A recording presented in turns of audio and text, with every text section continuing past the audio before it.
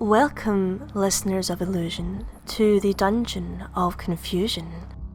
Come with us now as we spin you a tale to quicken the heart and chill the blood.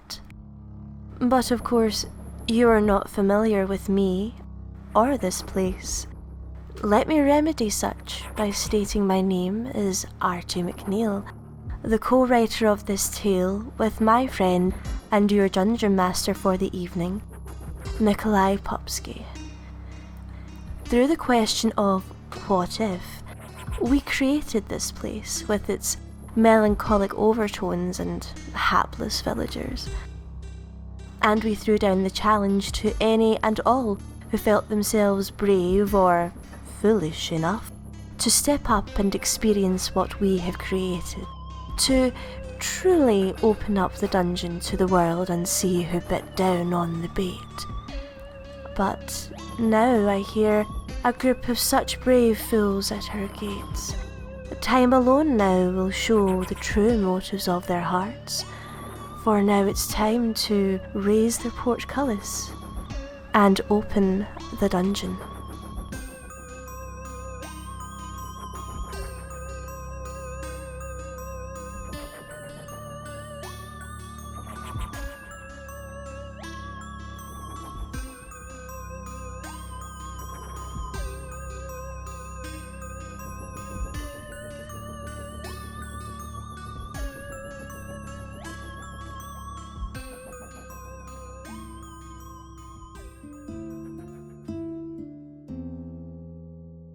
Welcome to episode 10 of the Penance Halloween Project. This week is the final guest episode and features the Party Advantage pod. So, who are you? Where do people know you from? And tell us a little bit about your podcast, starting with Al. Well, my name is Kyle Boisine, and I play on Party Advantage as Manny Popple and also Shadow Knight. And our podcast is pretty cool. We do 2 campaigns and we have a lot of fun together. We're actually complete strangers, so it's kind of cool that we met in a way we did and got together, and now we're doing this. So it's been really exciting. And tonight I will be playing an elven thief named Al. Okay. Next we have Guthar. Hello, my name is Ryan Boisine, and I go on Party Advantage. I am in the Farwind campaign, and also some of the one-offs that we do. My character on Farwind is Dark Knight, and tonight I will be playing Gunther, the human fighter. Next we have Marek. Hi, I'm Adam Derby. I'm from Party Advantage. I'm in both campaigns, the Farwind and Areas. I play Tagoro Krogblast in the Areas campaign and Xavier Brandywine in the Farwind campaign. Tonight I'll be playing Merrick Malkar, a tiefling magician. Okay. Next we have Regina. Hello, I'm Rich Turpin from Party Advantage. I play Locaros on our Arius campaign and Roche Dusk for our Farwind campaign. And tonight I will be playing Regina, also a tiefling magician. Okay, and finally we have Tessa. Well, hello, I'm Cassie Derby, and I'm also from Party Advantage. I actually am the DM for the Arius Adventures, and I play Seraphina in the Farwind campaign, and tonight I will be playing the dwarf fighter Tessa Tankard. Cool. So, on with the story. So you've all independently answered this message put up by a wealthy merchant called Florian Dawnwhisper, and he's asked that he's looking for people who are willing to find his missing son. So you all turn up at this inn, and as you turn up you're told, oh, that table over there, and as you all sit down and sort of look around, begin to sort of chat amongst yourselves, you realise that you have a free bar tab, because for some reason this merchant has also trusted you with a free bar tab already. So the drink starts flowing and you start enjoying yourself, and after about half an hour this merchant appears, and he's quite an elderly looking elf, and he sits down at the table in front of you and he sort of glances you all over. Thank you, my friends, I appreciate you all signing up to my request, I suppose. basically what I'm out looking for is to find my son.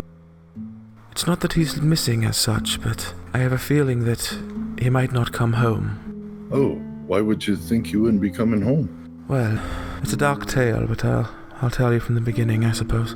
About a year ago, I heard from a few contacts that there was this small fishing town to the north called Eisenport. The contacts I had told me that not only was there no merchants in this town, but those who did live in the town wandered around with, all this brash gold and jewelry and just not all this wealth and, well, you know what we merchant types are like. We see opportunity and we leap on it, I suppose. So I packed to leave, and I was going to take a bunch of men with me, and we were going to travel north and see how we could run a hand to making a profit in this small fishing town. And on the eve of me leaving, my son came to me and he said, "Papa, I want to be head of this party. I want to lead it in your name. I think that I've watched you long enough and I've learned all I can. I would like to spread my wings and, be in charge of this party and see if I can, make you proud." You know what it's like when your offspring decide to finally move out. You're filled with pride. You think there's a sense of wonder that in your heart of hearts you know that there's a very high chance they will probably come back with their tail between their legs, but they will learn, and it's the learning that matters. So I gave him my blessing, and he left with the men, and gradually over the course of the next few months I received little correspondence from him, maybe about 3-4 letters in total. But the last letter I received from him concerned me. Well, initially it did not concern me, but my advisor who glanced over the letter told me that there are many things about it that don't seem correct. So I started looking at it more, and I told the men that were up there, "Look, next time you go up, please find Dorian, find my son." And the men went up, and they asked the women there, and the women responded with, "We've never heard of this Dorian." And when the men came back and told me this news, I felt downhearted. So the next group that went up, I begged them, "Please, if it means going out of your way, please find Dorian, find what became of my son." And again they came back and told me that they had found nothing. At this point, I feel I'm at my wit's end, and I feel the best thing to do would be to employ proper adventurers like yourselves to travel up to this Eisenport and find out really what became of my son. Oh, I'm sorry to hear that. I think we'll do our best. Plus, you said something about a fishing hole. I'm very interested already. Sounds great. When do we set off? The cart will leave outside in the morning. It takes about 2 days to get there. You'll be staying in one of the small villages on the way. If you'd like to know more, I have the letters that he sent me if you'd like to read them. Yeah. I'll take this one. Exalted Papa, I have arrived at Eisenport with the rest of the party to begin learning the trade in which you have earned your revered reputation. Truly, this tiny seaside village is a glittering gem, comparable to those that nestle in the glistening jewelry adorning every ear, wrist, and throat. Even the shoe buckles, belt clasps, and other adornments are wrought from the finest goldwork, crafted by a gentleman called Anders, who is coarse but skilled. All the men have been welcomed warmly, given the best lodgings at the local tavern, and the most mouth-watering delicacies to savor, along with the finest wine the region has to offer. The village is pretty as a picture, and for all that it is a fishing port, smells only of sweet pine, so evocative of our own Sylvain home. Here too, Eisenport has been blessed. Even the hardiest trawler working the richest seas cannot compare to the hauls brought by these women on their delicate skiffs. The women are industrious and pretty and turn their hand to all labor, that the men may abide at home to better teach the children. Oh, that's progressive.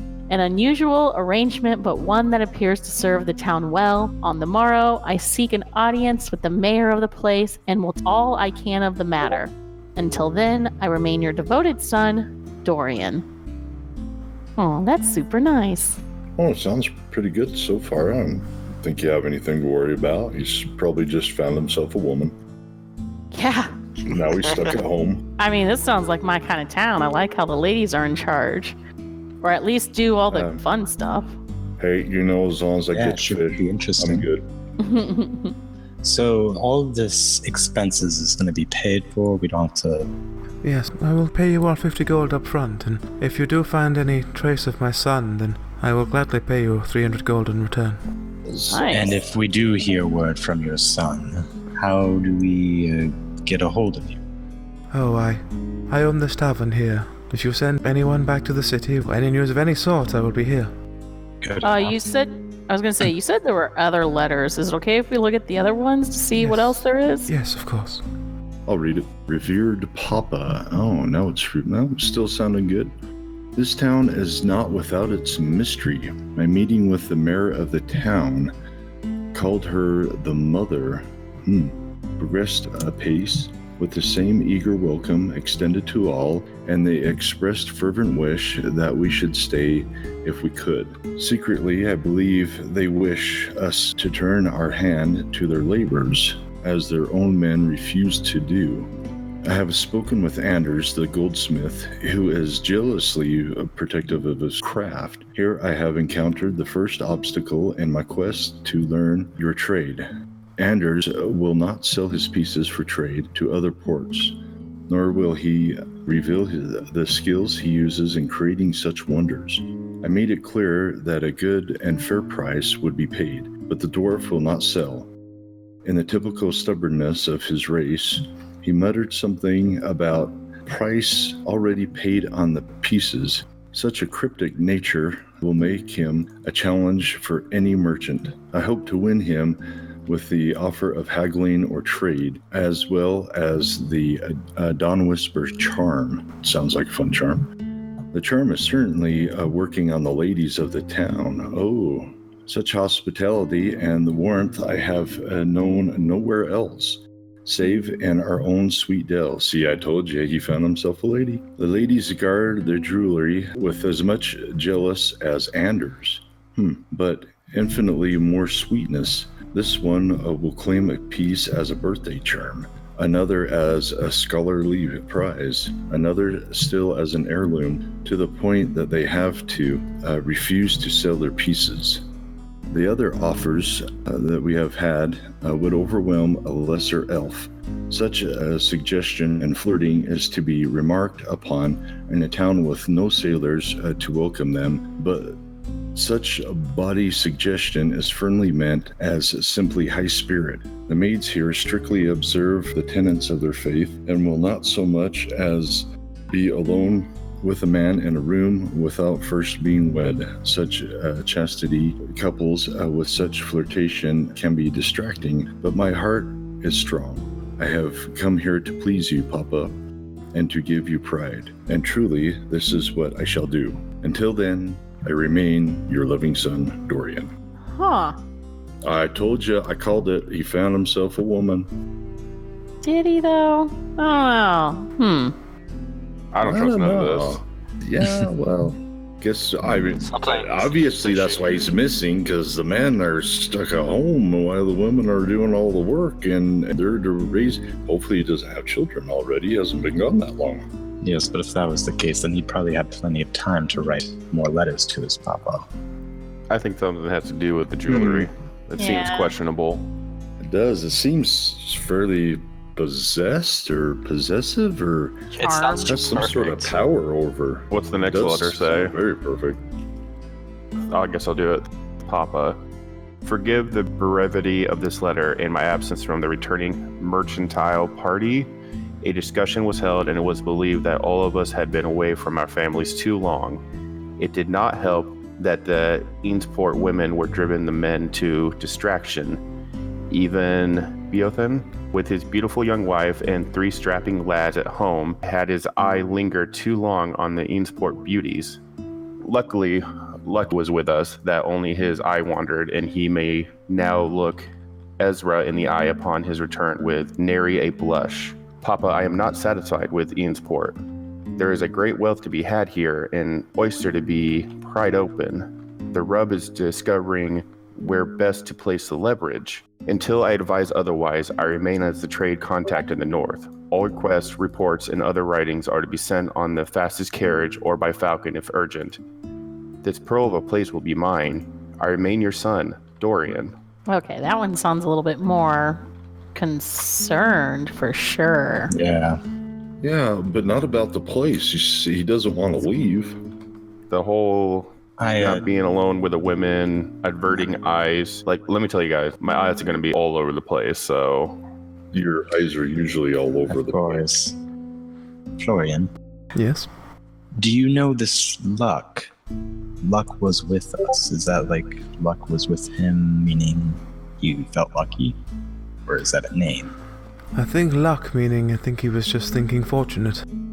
As far as my understanding goes anyway. I mean, Beothan, when he returned, he was a changed man. He didn't seem the same as he was when he left. I mean, I've known him for 30, 40 years, and when he came back, he didn't want to talk to anybody. He just collected his family and attempted to move on. And when I spoke to him and said, would he be interested in maybe going to retrieve Dorian, he told me he wouldn't take any money in the world. It was too little to go back there. So he doesn't... Okay, so he didn't... So Beothan didn't want to come back or return to that place. Beothan would not have returned to Eisenport for all the money I would have offered him. I've given him my entire fortune and he wouldn't have flown back. Is Beothan here in town, or No, is he left gone? about 3-4 months ago. He was very determined that he didn't want to be a part of the town anymore. Wow, and he gave no explanation as to why? He just said that he'd seen too much and he wanted to take his family somewhere safer. Somewhere safer or somewhere more simple? You said there was one last letter? There is a final letter, yes, and this is the one that my advisor tells me that is most troubling to him. I got this one. Father, I have cruised my trade in the north. I have made the decision to settle permanently in Eisenport. I have found a bride, Melia, and asked for her Nuptial. blessing. I hope we have as happy as you and mother were, and hope to raise your children as you raised me, strong, wise, and full of hope. Dorian. Okay, would your son just run off and do something like that without coming home and introducing a potential girl or anything like that? It's very strange. I mean, Dorian only showed any interest in one girl before, and that was when he was very young, and she moved away about maybe 15, 20 years ago. He seemed to have a mind for business. He never seemed to stray from that.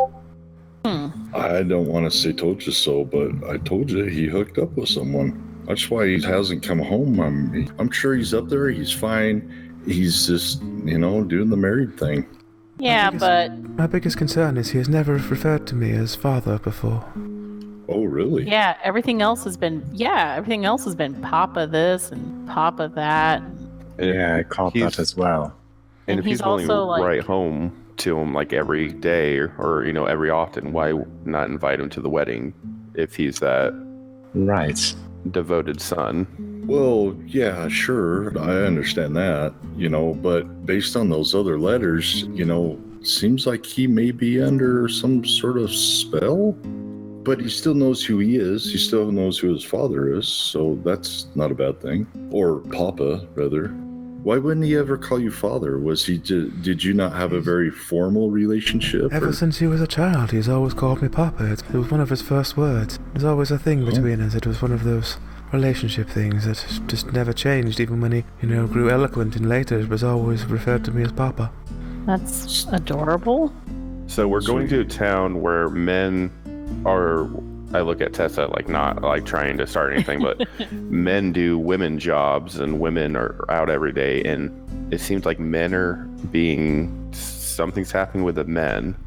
And Well, I think you guys might be screwed, but I think I'll be okay if that's the case, if there's some sort of weird, charm.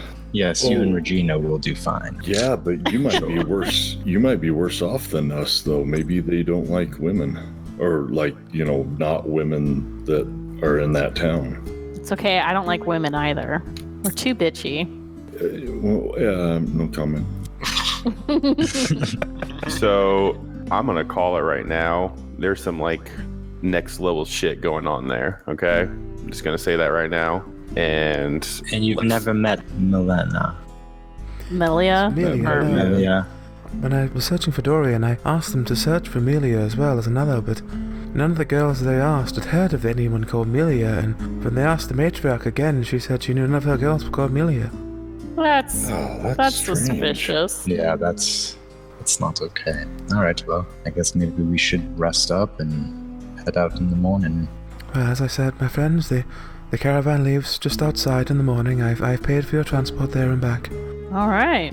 All Well, right, well, Is there anything else you wish to ask me before I leave? Do you guys have anything? I mean, Just one other thing.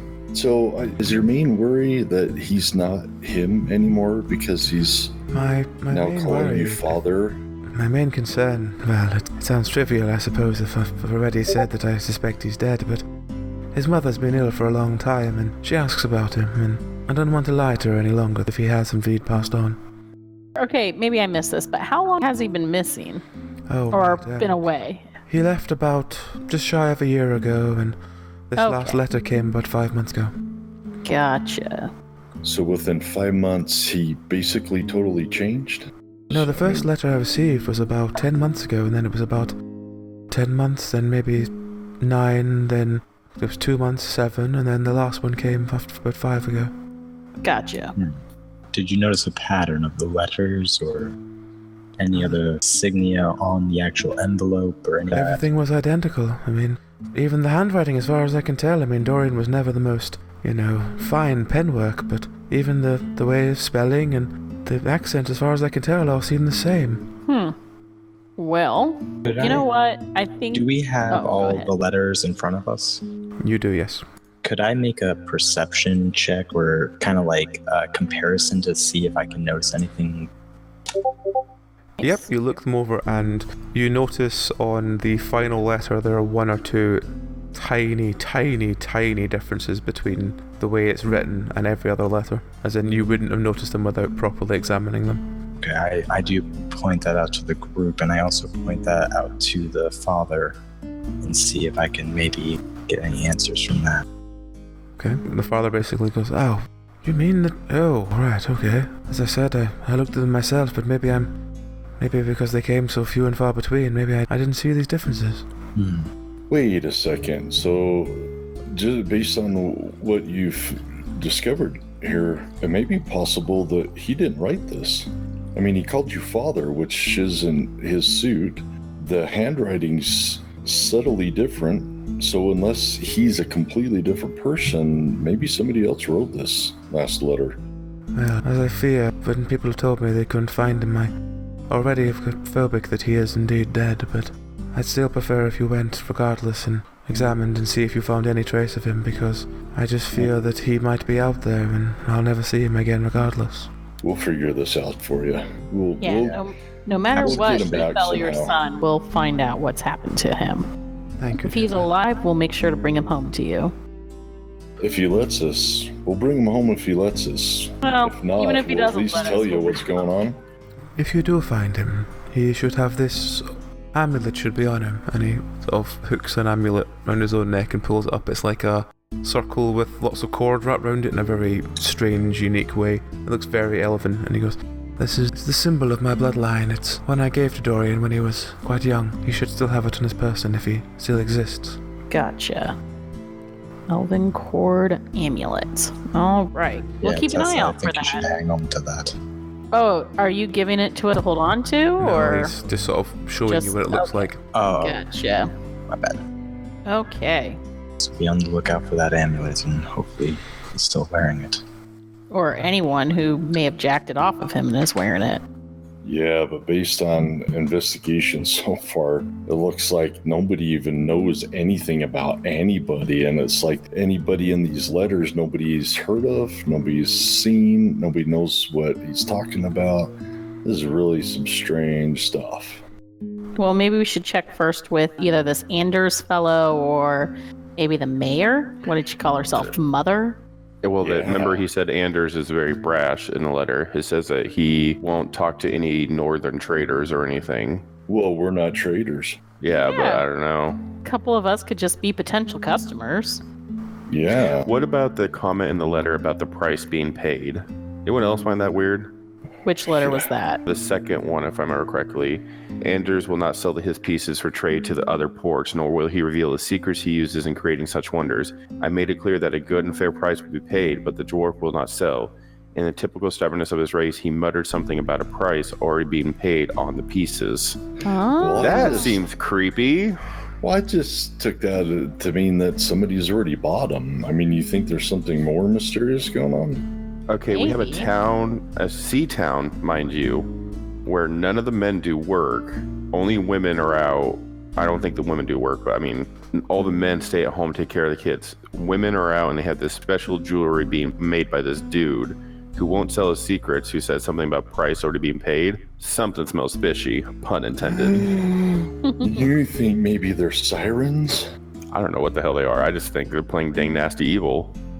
Oh, I'll agree there. There's something crazy with these women and this gold jewelry. Because this first letter said everybody's got all this fancy, nice jewelry and everything. And Well, Yeah, just, his name's come up a lot in this Yeah. letters. Anders, and Anders. well, he didn't show up I in the think last the last letter. one, that's the only one. Maybe Anders sent it. Hmm. Well, I don't like I this Anders say, guy. well, I say let's head to bed and yeah, let's get Get an some early rest. start. The sooner we get there, the sooner we can solve this. The merchant stands up, he bows to you all and says, well, if there's anything else you need between now and leaving, please just seek me out, I'll be nearby. Okay, hey, is there anywhere to fish around here?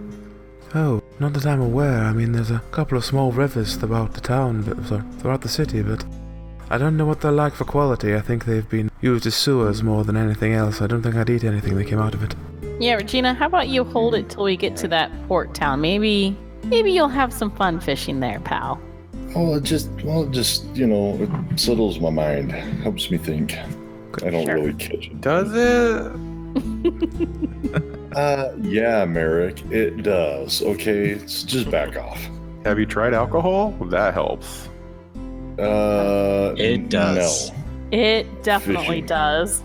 It definitely doesn't. Okay, you know what? I'll take Guther and we'll go fishing, and you two can souse up, and we'll just see you in the morning. How's that? Sounds good. Yeah, Sounds have fun wonderful. being lame.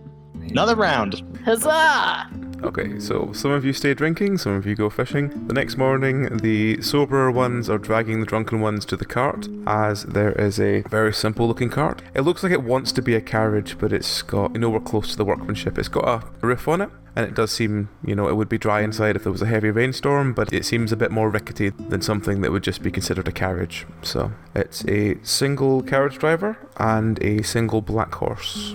As you approach, he seems to be packing the last few things, and then he stands on the edge of the carriage with this handbell and starts ringing it loudly and goes, "Right, carriage for Eisenport, calling at Missenden, Bishop under Puddle and Limestock Bay." So loud. Well, yeah, hello. You've got a hangover. Just get in the cart. Ah, Jesus. I call shotgun. Guther, this is why we go fishing. Exactly. I'll jump in the cart. All three of you idiots into the cart. Somebody pick me up and put me in the cart, please. We need an intervention for you three. Man. I'll help us out. Merrick, you gonna help Tessa out, or? Yeah, can you guys not handle your alcohol? I'm good. Oh no, I can handle it. I can't handle it right now. Yeah, those honey shots were a really bad idea. So that means you can't handle it. Shut up, Regina. Alright. I'll help you up, Tessa. Yeah, Oh, thanks. I just pick up Tessa and just throw her into the cart. Jesus. Do you need a blinky? Do you need something else? No, I think I'm good. Thanks, fellas. You're great friends. Yeah, just close She's your definitely eyes drunk. Yeah, she said great friends. Yeah, I'm not sitting next to her. But Merrick, I want your warm, soft body next to me. I Get wear a in there, three. Merrick. I wear a That's your three-piece call. suit. I'm not gonna have you vomit on it. Don't touch me. Aw. What about me? Okay, I'll just take whoever's warm and soft next to me. I just need to lean up against someone, please. Score. Okay, I cannot handle you guys in this cart. Is there room up on the coach? There's one place up by the driver, yeah. I'm right up there. I'm just gonna talk to the driver. Okay. So you guys get on, no one else seems to get on, and eventually the cart leaves. It basically leaves through a side road out of the city into a very dense forest. And after about 3-4 hours riding through this forest, eventually it bursts out of the forest into this afternoon sun to the left and to the right of you. As you sort of burst out of the forest, you hear the sounds and see forester groups who are just working, cutting down trees. And as you look over these groups, you notice the men are They're a lot scrawnier and a lot smaller than you'd expect for like manual labourers. And there are women with them that are a lot beefier and a lot stronger, but the men all seem to be quite like your sort of stereotypical peasant rather than your like big beefy traditional manual labourer. As the cart continues, about maybe another 45 minutes to an hour, you eventually come into this small town, which as you pull up, the cart driver gets off and starts fixing a nose bag onto the horse. He says, "Right, just feeding Flash here, he'll be about 3 or 4 hours. You know, we need to feed him and let him have a bit of a snooze so he can run all the way to Bishop Underpuddle. But this here's Missenden. So you've got your inn over there. That building over there used to be a shop. I think it's long since shut down, but it used to be a shop. And then you've got normal housing over here, but don't go near that. I get quite upset if you go near that. And then there's a lake behind the inn. Knock yourself out." And he goes back to looking after the horse. See, Regina, there's a nice lake for you. You can go fish. All right. Well, let's go scouting around. Let's see what we can... Well, do we want to be casual about this? I mean, Well, this isn't Eisenport. What's the name of this town again? This is Missenden. Missenden. Oh, yeah, What you can see at the moment is you see quite a large inn with a couple of groups of like men and women outside. There's what looks like it used to be like a large, like almost like a guild hall kind of shop, but it looks deserted. The like wooden shutters on the windows look like they've seen better days. The paint's chipping off. They look like it's long since been deserted. And there's a lake behind the inn. All the housing here looks like it was temporary housing, but it's been here so long it's taken up proper roots, if you know what I mean. Okay. So, where do you want to go check out the tavern first? Maybe get a bite and gather some local gossip? Yeah, that sounds good to me. sounds good. Maybe stop at the shop and see what they got. Oh, yeah. I want to talk to the By carriage deep. driver real fast. Yep. Just want to be like, good sir, I have a question for you. Yep. Do you normally, do carriage transports from Eansport a lot? Oh, to Eisenport. Aye, we do a lot of travelling up to Eisenport. Eisenport, yeah. So you said you do a lot of traveling up there? Aye, well, we do it about twice a month. Okay, question. Are you taking more people to Eisenport than from Eisenport? Well, I've transported a lot of men up there, but there's not really been many coming back, really. There's been a couple, but that's about it. Wait, so you just only are taking men, though? No women? Well, there's not really been any women wanting to go to Eisenport. Huh, okay, thank you. Because shakes his head and goes back to, looking after the horse. I go back and tell the party, I'm just like, so our carriage driver just said that he usually takes a lot of people to Eisenport, not from, and they're usually all men. Not very many ladies? Says not a lot of ladies like to go there, but you think with all that beautiful jewelry, a lot of women would want to go there. Yeah, and This with sounds all like that a business cult. opportunity. Does sound like a cult. Well, our suspicions are paying off so far, I think. Well, If they- let's talk to people here in the tavern and maybe see what they can tell us more of Eisenport.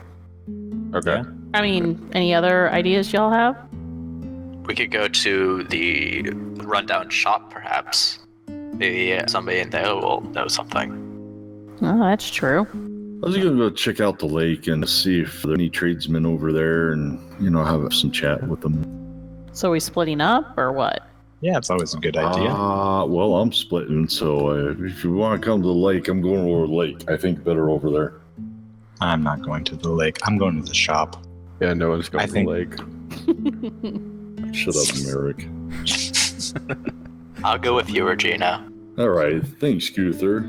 So if you just tell me where you're all going, and we'll sort it from there. So who's going to the shop? Ow. I'll go with Al as well. Okay. I'm going to go to the inn. Okay, so Al and Tess are going to the shop, Marek's going to Really? the inn, and Gunther and Regina are going to the lake, yeah? Yeah. Yep. Okay, Sounds good. so we will start with the shop. So you walk up to this building, and it looks like it's seen far better days, and looks like it was built with a lot more love than it's seen in a long time. And as I said to you before, the shutters and the windows look like the paint's chipping off. It's not been cared for in a long time. It looks like there's a couple of spider webs and dust and cobwebs and stuff. Huh.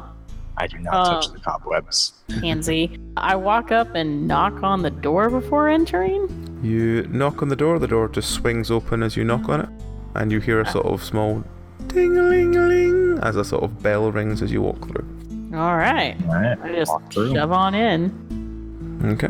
You walk inside. There seems to just be a lot of empty barrels and empty boxes. It's like everything here has been, anything of value really has been removed, and it's just left a couple of small packing crates. However, lying in the dust in the middle of the room is this spoon. I pick it up, and Yeah, I'd like to. What would it be? A perception check? Yeah.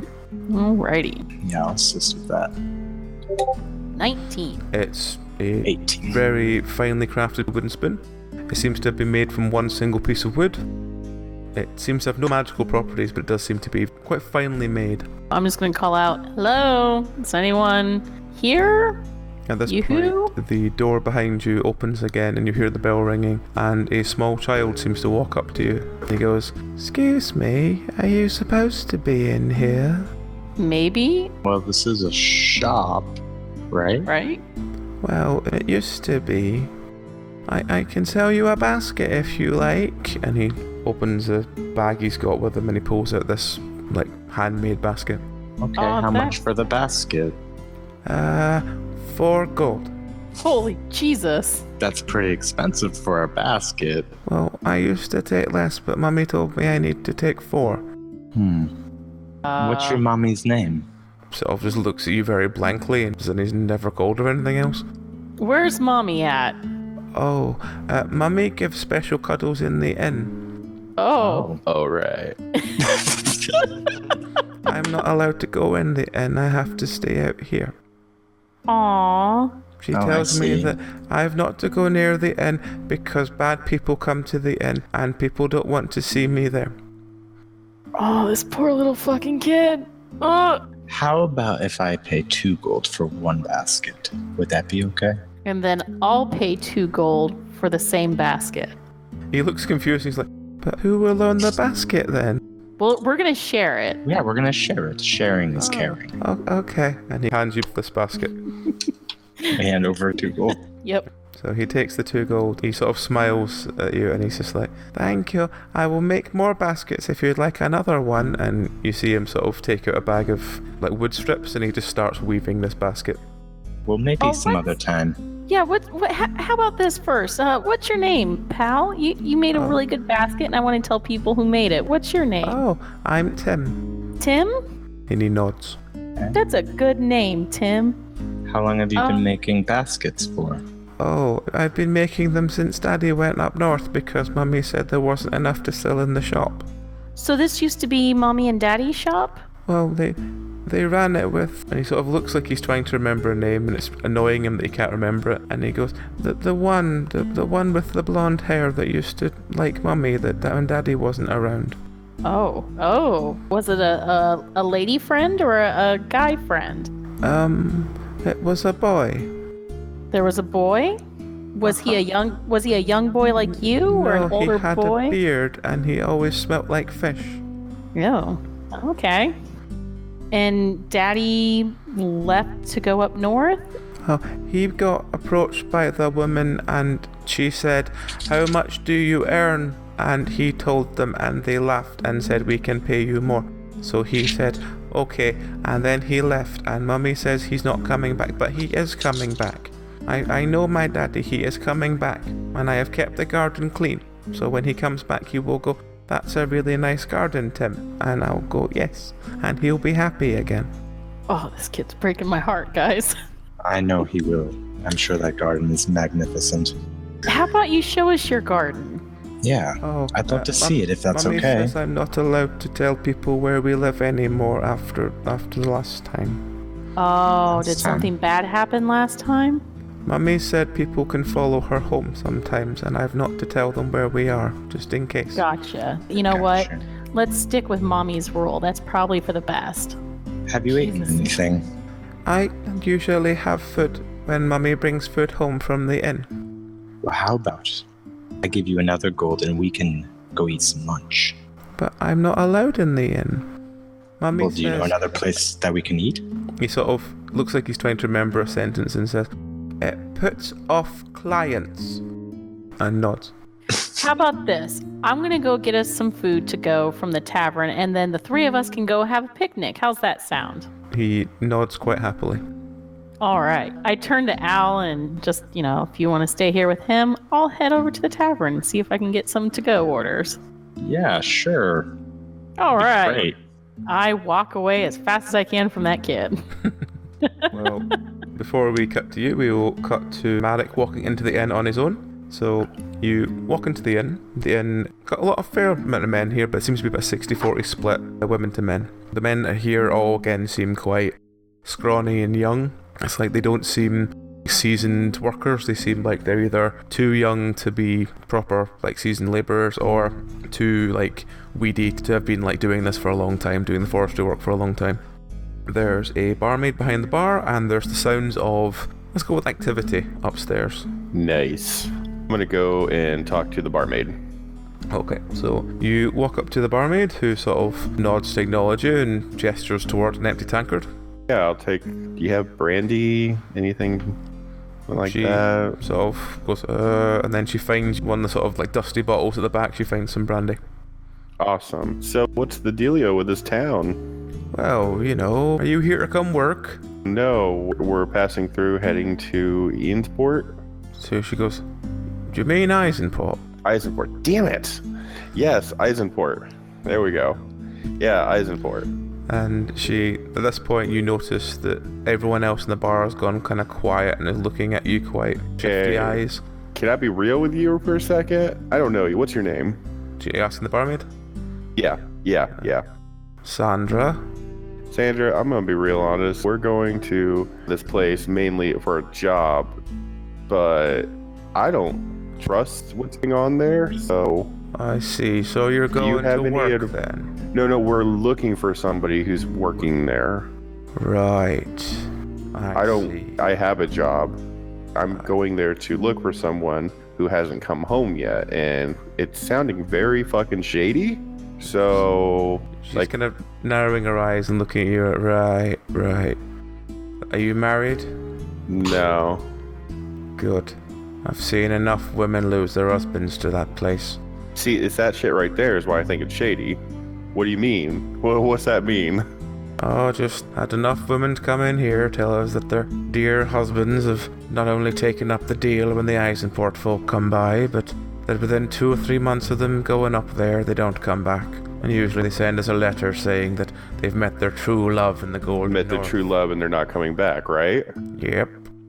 The Eisenport people, are they just women that are coming and collecting men? Usually what happens is about twice a year, they come down and they say to people, what you earn doing forestry, you can come work for us. We'll pay you 2 or 3, 4, maybe 4 times as much. And usually the men go, that's a lot of gold, I'll go for that. Then they disappear. Then they don't come back. How long has Eisenport send the money they promised their wives? How long has Eisenport been doing this? A long time. To Missenden has been about at least 10 years, but they used to do it once a year and it wasn't a problem because, men came and went with the sort of labouring season, but the last about 5 years they've been doing it twice a year, in the spring and in the fall. You don't see the men again. And then you got poor folk like Tabitha up there, and she gestures to the sort of sound of, let's just go with the activity upstairs. And she's like, she has to work a lot to make a living now. Oh, ew. Okay. Is there anything you can tell me or want to tell me about Eisenport? Well, what do you want to know? Is it full of vampires?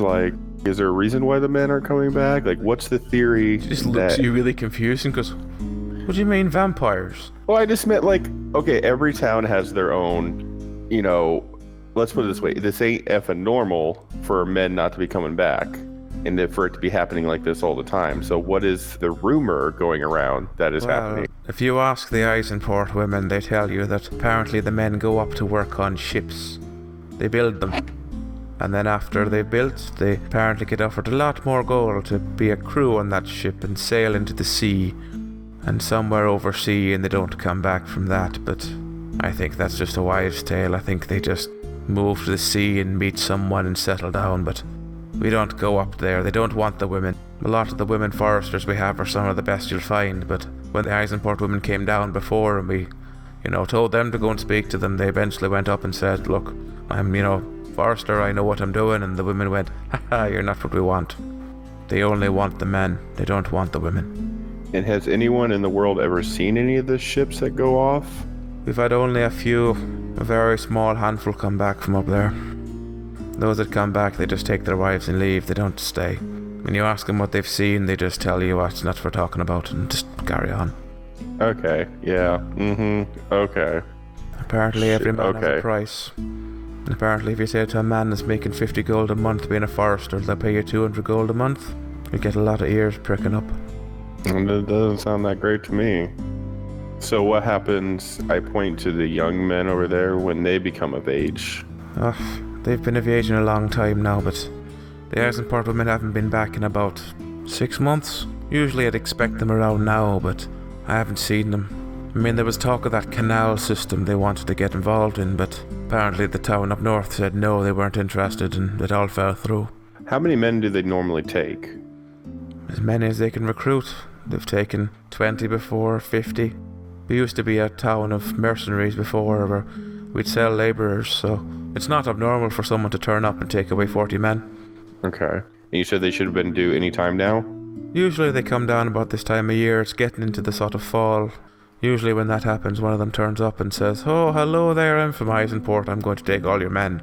And we tell them to go to hell. But the men still leave. At this point, the activity upstairs stops. Ew. Giggity. Mm-hmm. Okay. Well, I finished my drink and I will pay for it. Mm-hmm. And I'm gonna head back out to go find people because I don't like none of this. Okay. So, as you begin to leave, we will cut to Regina and Gunther. So, you've just walked round to the lake. Seems quite a large lake. There are 2 men sort of lying on the bank. They're not fishing, but they seem to be sort of just lying around by the water. Hey, Gunther, let's go talk to those guys. Yeah, let's do it. Excuse me, guys. Yeah, how's it going? Well, that was a little brash. Usually people are a little more friendly. You in charge? Everywhere I go, you betcha. Alright. Well, when's our shift then? Well, yours is in about half an hour, and your Alright. friend's is 2 hours after that. I thought we told you we'd only work together. What's Daniel's shift like? Like it always is. What do you mean, what's it like? Have you not worked at all before? Well, we were waiting. We got told to go and take it easy for the rest of the day, and they'd call us if they needed us. And Daniel won't be happy if he comes back and he finds he's not got a shift. Well, don't worry about Daniel. I'll take care of Daniel. Ah, alright. That's my job. Your job is to tell me what is going on around here. Well, what do you mean? Are you new in town or something? Well, yeah, I just got this job. Oh, alright, And well... I'm wondering why nobody's doing anything. We got a bunch of women out here cutting trees down, and you're just laying over here by the river. What are you doing? Well, so a day off? Well, it would have been a day off. We were not meant to have it, but it's something about they wanted to sort of make sure that everyone got proper rotations on work or something. I don't really know. We were being considered for that canal project, there was going to be a lot of work coming up for that, but it's all fallen through now, so yeah. Oh, yeah, well, I know a little bit about that, but I haven't heard full story, so tell me about this canal thing. Oh, right, well, they wanted to build this long canal system between this town here and the next one up, and then the next one up, and the next one up, and then the next one up.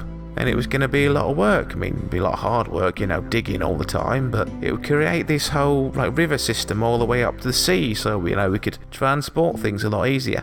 But apparently the next town up north just said no, something about it being a religious lake. I don't fucking know. A religious lake? Yeah, I mean, a lake's a lake, innit? I mean, you don't need to really care. I mean, as long as it's connected and works, water's water, Well, yeah, sure, but I mean, if it's, if it's a religious lake, like maybe holy water, then, some people would have a problem with that. You seen the fish that live in that lake? It's covered in scum. Nothing religious about that lake. It's just a bunch of old men that won't agree just to get work done. We could have done with that work. Would have paid us really well. Yeah, it would have. Who nixed the idea? I mean, I stood. That's one of the reasons I came up here too, and then they changed my job. But so I'm a little miffed about It's it. apparently the elder in the temple, in Bishop Underpuddle, the elder of the temple went, no, sorry, it's religious like, and then the sort of other priest went, yeah, it's a religious like. That's why the group of them all left and went up north. They had no work anymore. That's why the fish are so bad down here now. I'm surprised they didn't get rid of them. He sort of pokes the water, and you notice at this point that the fish in the lake next to him, he can wave above the water and he can poke the water, the fish doesn't react. And then about 6 seconds later the fish moves. It's like it's got really bad delayed reactions. I was going to do some fishing. Fish are still alright. I mean, they still bite, they just take a long time to do it. You're faster catching them with a net. Yeah, I'm not interested in a fish that doesn't want to tangle. Ah, well, it's alright. You shouldn't really eat them anyway. And he sort of looks at his friend and looks back to me.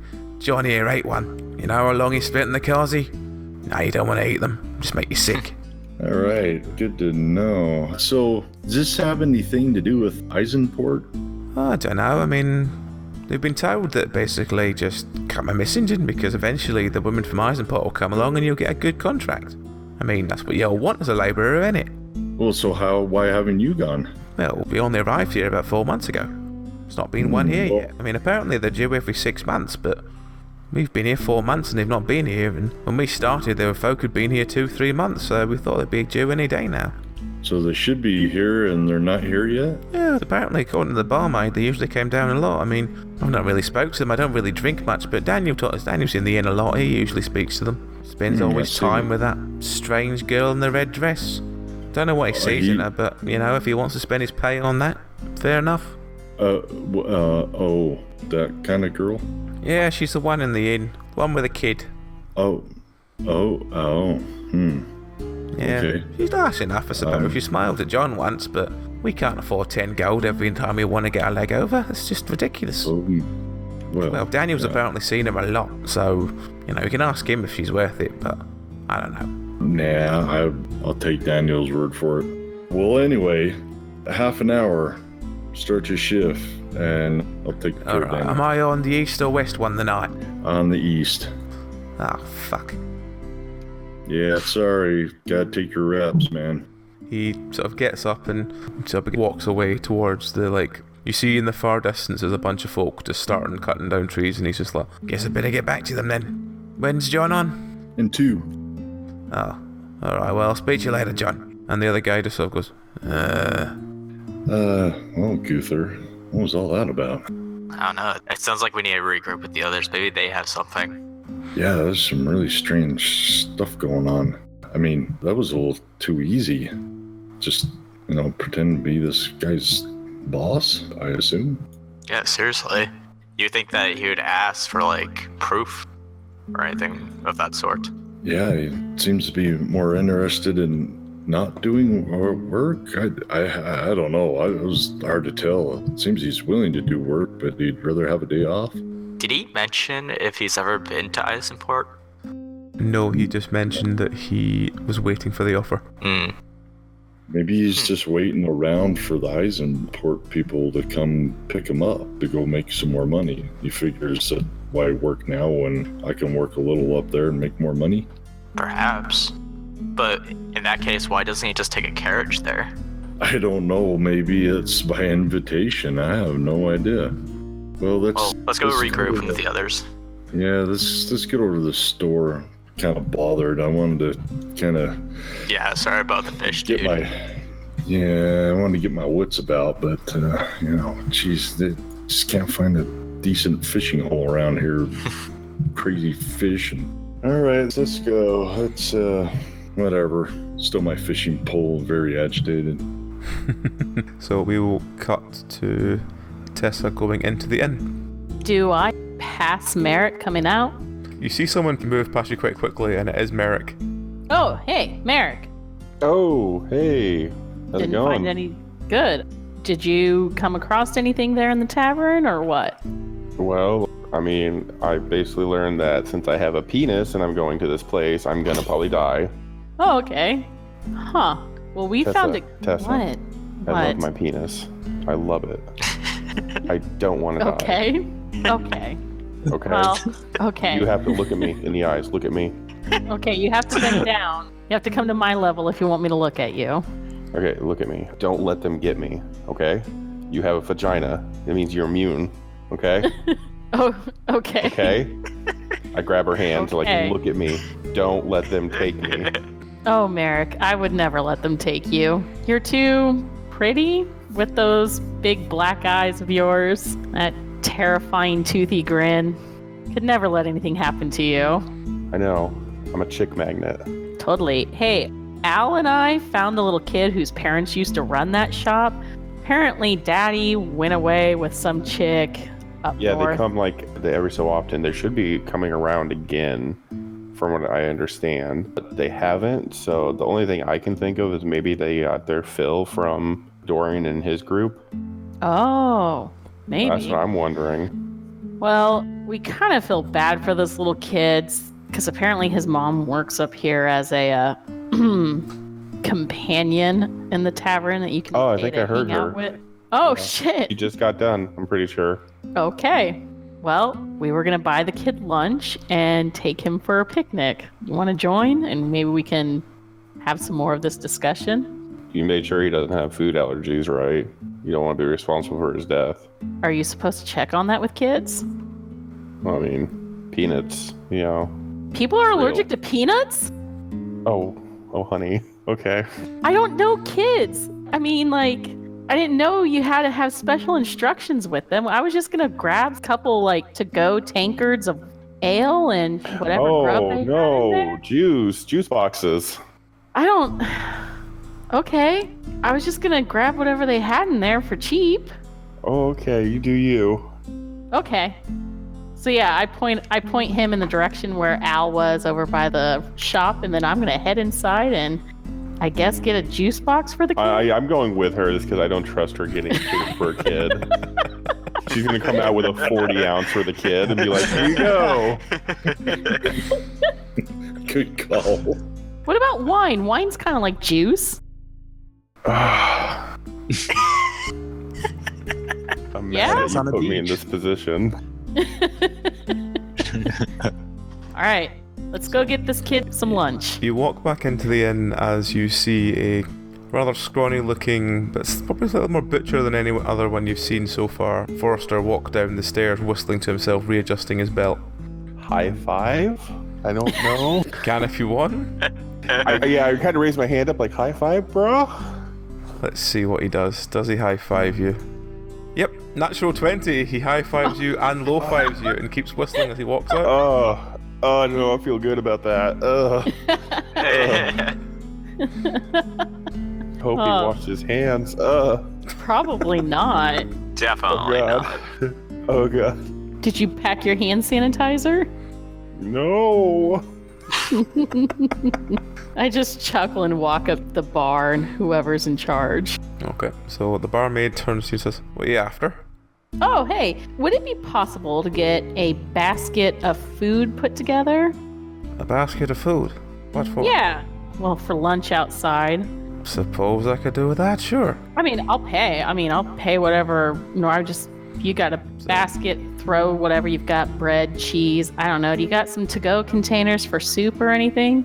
She sort of looks at you quite confused and says, "I can put it in a tankard." Perfect. I'll do that. And You have that basket from the kid. Oh, yeah. I show her the basket. Actually, if you just want to throw it in this is perfect.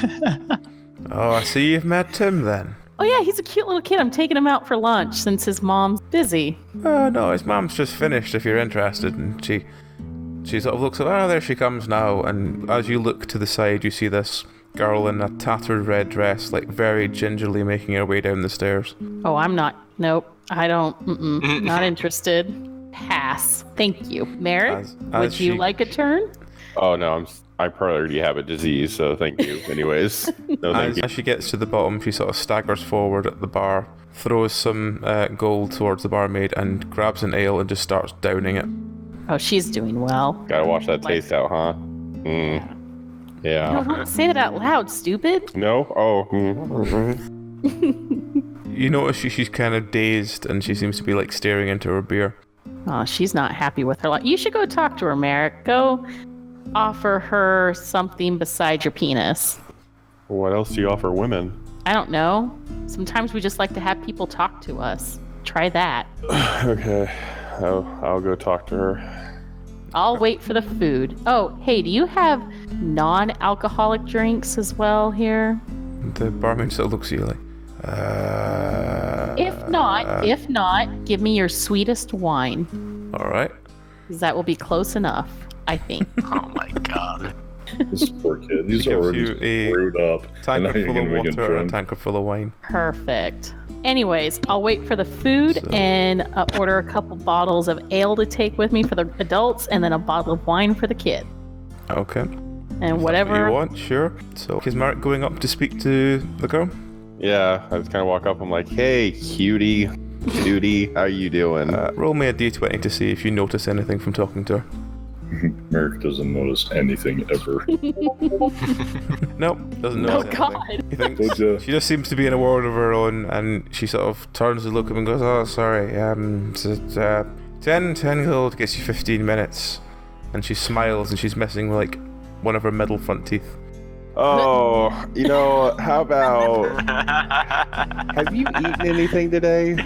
Are you hungry? She goes, "Define eating." Oh, God.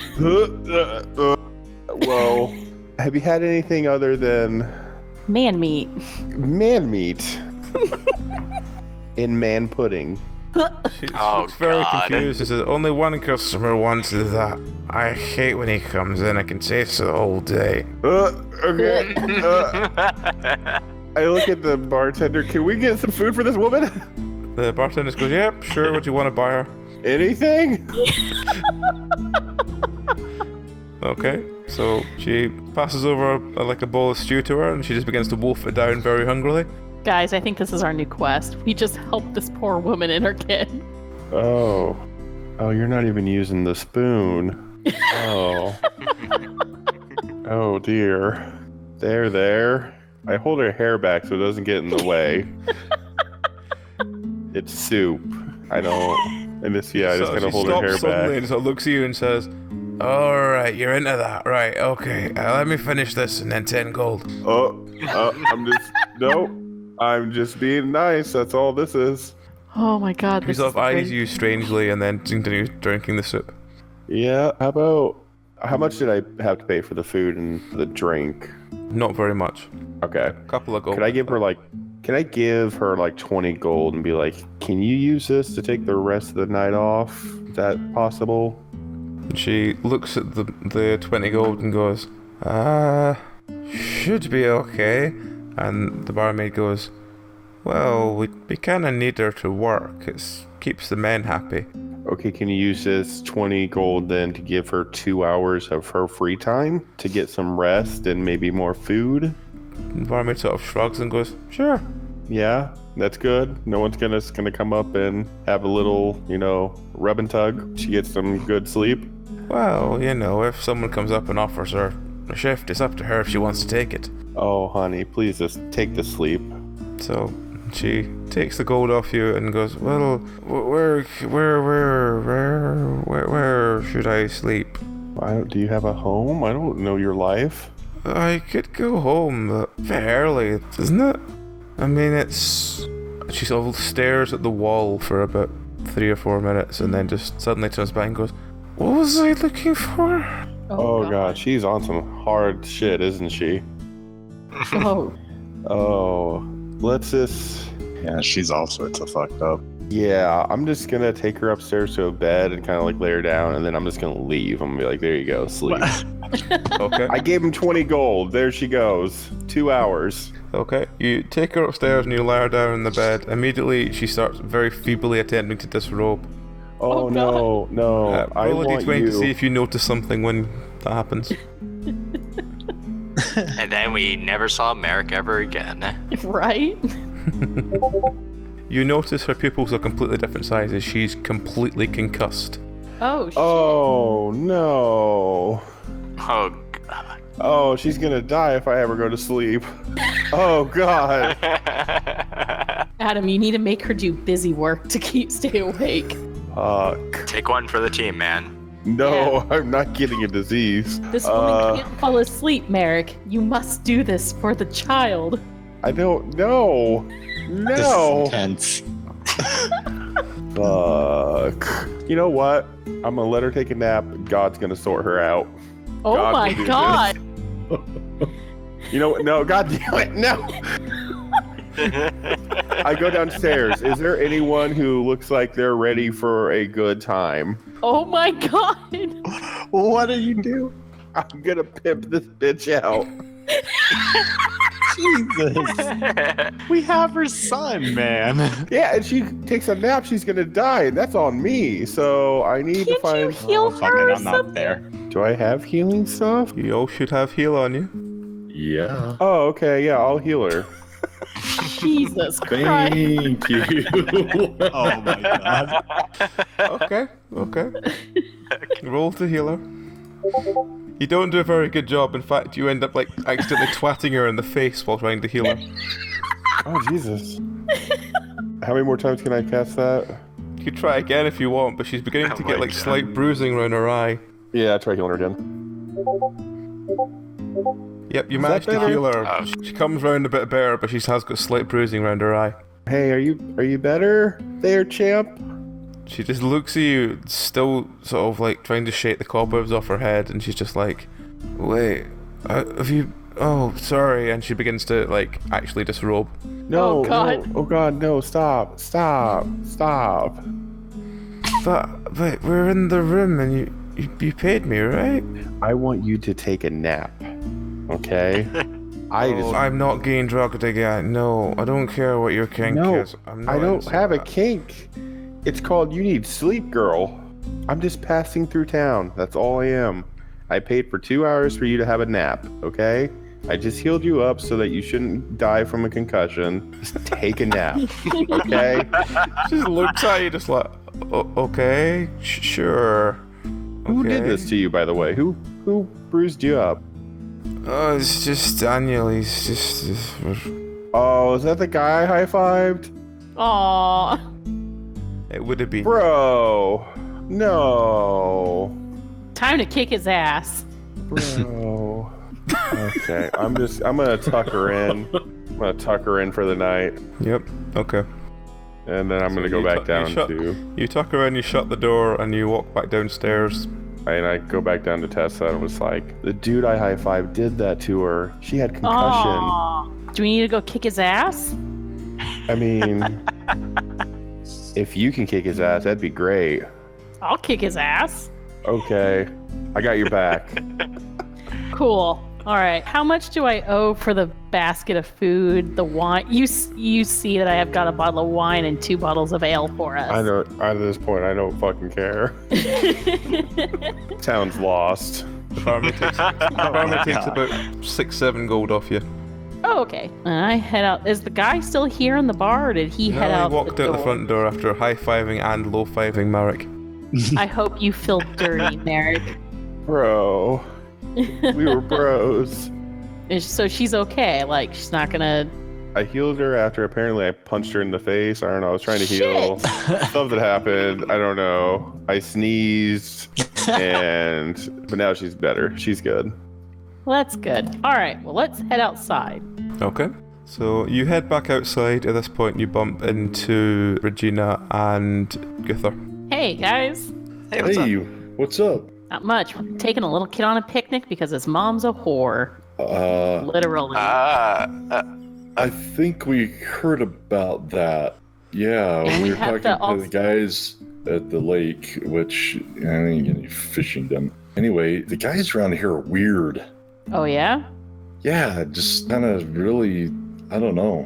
Can I make a perception check to see if that Daniel fuck is still somewhere around out on the street? You can, yes.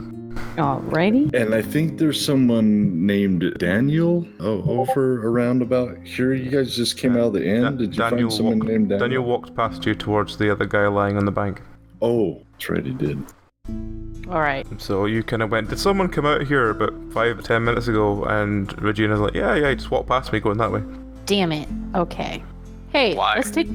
Because I'm gonna go kick his ass. We need to Oh. go we need to go regroup with Al because he's watching a little kid for me, and we're going to take this kid out to eat. Let's take him to the lake. You left a little kid with a complete stranger named Al. Would you rather there's 2 complete strangers or 5? Well, Al's not a stranger to me, so I figured it was okay. And what's that basket for? Well, I bought it from the kid. Well, Al and I bought it from the kid, and I'm using it for a picnic basket. Why is there wine? Because it's the closest thing to juice I could find. Oh my god, Tessa. What? You do not know how to treat a kid. Yeah, no, Merrick said to get the kid juice. They don't have non-alcoholic drinks inside, so I asked for the sweetest wine they had. That's close enough. They don't have a tap? A what? A tap for water? Why the fuck would you want to drink water? Because you kind of need it. Forget I said that. You're a dwarf. Never mind. Yeah, I don't understand. You need... It's good. Don't worry about it. Let's just go. Yeah. Okay. Now, why do you need to kick Daniel's butt? Because he punched or hit, I don't know, Merrick slap-heeled the mom, and, yeah, Merrick slap-heeled her after she had already been roughed up by Daniel. So we're gonna go... So then he smacked her to heal her? It was a part of his healing process. I sneezed. There was, dust in my eyes. The smell is unbelievable up there. Let me tell you, it is a cesspool. Literal cesspool. Oh my god. I swear, Merrick, every time I leave you alone, you get into trouble. I did God's work today, asshole. How did... All right, that's Bruising good. her eye? It was a slap heel. I get what he was doing. It was a slap heel. Like a wake me up? Yeah. Like a sober up? Oh, okay. Next time you're drunk, I'm going to smack you, Merrick. You won't be around because you'll be at a fishing hole. I'll be drinking, you'll be fishing. Well, if you're next to me and you're drinking, then I'll just punch you. Oh my god, I'm leaving. I'm leaving to go find this asshole. All right. And I look at Tessa, can we go? Yeah, I lead the group over to where Al was. Okay. So you walk back into the shop. Has Al been talking to Tim while he's there, or has he just been watching Tim as he makes a basket? I've been just trying to shoot the shit with him. If he's been asking me questions, I'd answer him. No, he just seems to be sort of sitting, making baskets, but if you want to ask him anything, he'll probably answer. How old are you, Tim? I am 8. 8. Nice. Got any friends? Well, not really, no. Mummy says that since the Eisenport people came and they told me that I will grow up one day to be big and strong, she doesn't want me hanging around with them. Fair point. Hey, these people that come and take these guys, have you seen them? Yeah, they came up to me and said, you will be big and strong one day, and they would take a basket, and then they told me that they would pay me, and then they gave me these beans, and they told me they were magical, and then Mummy told me they weren't magical, and I was lied to. You have beans? Do you have them on Mummy you? threw them away, but they gave me these 4 beans, and they told me they were magical, and then Mummy said they're not magical, they're just fucking beans. Fair enough. I love this kid. Yeah, what do you do for fun other than build baskets? I tidy the garden. You tidy the garden. What you growing? Oh, nothing really. We don't really have money to grow anything. We just sort of try not to leave the leaves on it. Fair enough. Well, hopefully my friends will be here soon with some food. So I assume at this point you want me to move on to them arriving back? Yeah, sure. Okay, so everyone arrives at the sort of guild hall. I got a picnic basket, Tim. He looks very excited. And I'm using your basket. Look, it came in handy. Oh. You're a good basket maker, kiddo. He looks quite pleased with himself. And I brought some more friends to have lunch with us. How's that sound? He just seems fine with it. He's just like, oh, okay. Who are you? We have my friend Guther, this is Merrick, and this is Regina. Hello. Hello. Hello, Hey. I am Tim. Hello, I am Tim. How are you? I am good, thank you. Would you like to buy a basket? Yes, I would love to buy a basket. The one that you're making right now? He nods and continues making the basket and says, do you want it to have different colors? I love different colors. That would be great. He nods and then starts weaving a sort of paler color through the dark weave. How good is this kid? How much is the basket? The basket is 4 gold. What the? Hey, it's a good fucking basket, Regina. Jesus. Wow. Okay. 4 gold? It sounds great. Here's 4 gold. He quite contentedly takes it off you, and then he seems to be finishing off the basket he's working on now. What are the rest of you doing while Tim's finishing this basket? Is he pretty solid at this? Like, is he really good? He seems to have been making them for a number of years. Since he was like 2. Yo, Tim, where'd you learn how to do basket weaving? Oh, my daddy taught me how to make baskets. He said that if I was just going to sit there watching him in the shop, I could make myself useful, and he taught me how to make baskets. Well, that's nice. Hey, Tim, you want to go sit by the lake and eat lunch? Oh, no, not the lake. No, the one with the beard goes there. I don't want to go there. Okay. Is there a place you'd like to go and eat your lunch outside? Or do you just want to eat I here in the just like shop? being in here because it reminds me of my daddy. No worries. I start just like laying out everything right here on the floor, moving some dust out of the way and whatnot. I pour him some wine and just start handing it to him. He goes, this has bubbles in it. Yeah, it's good. And it's sweet.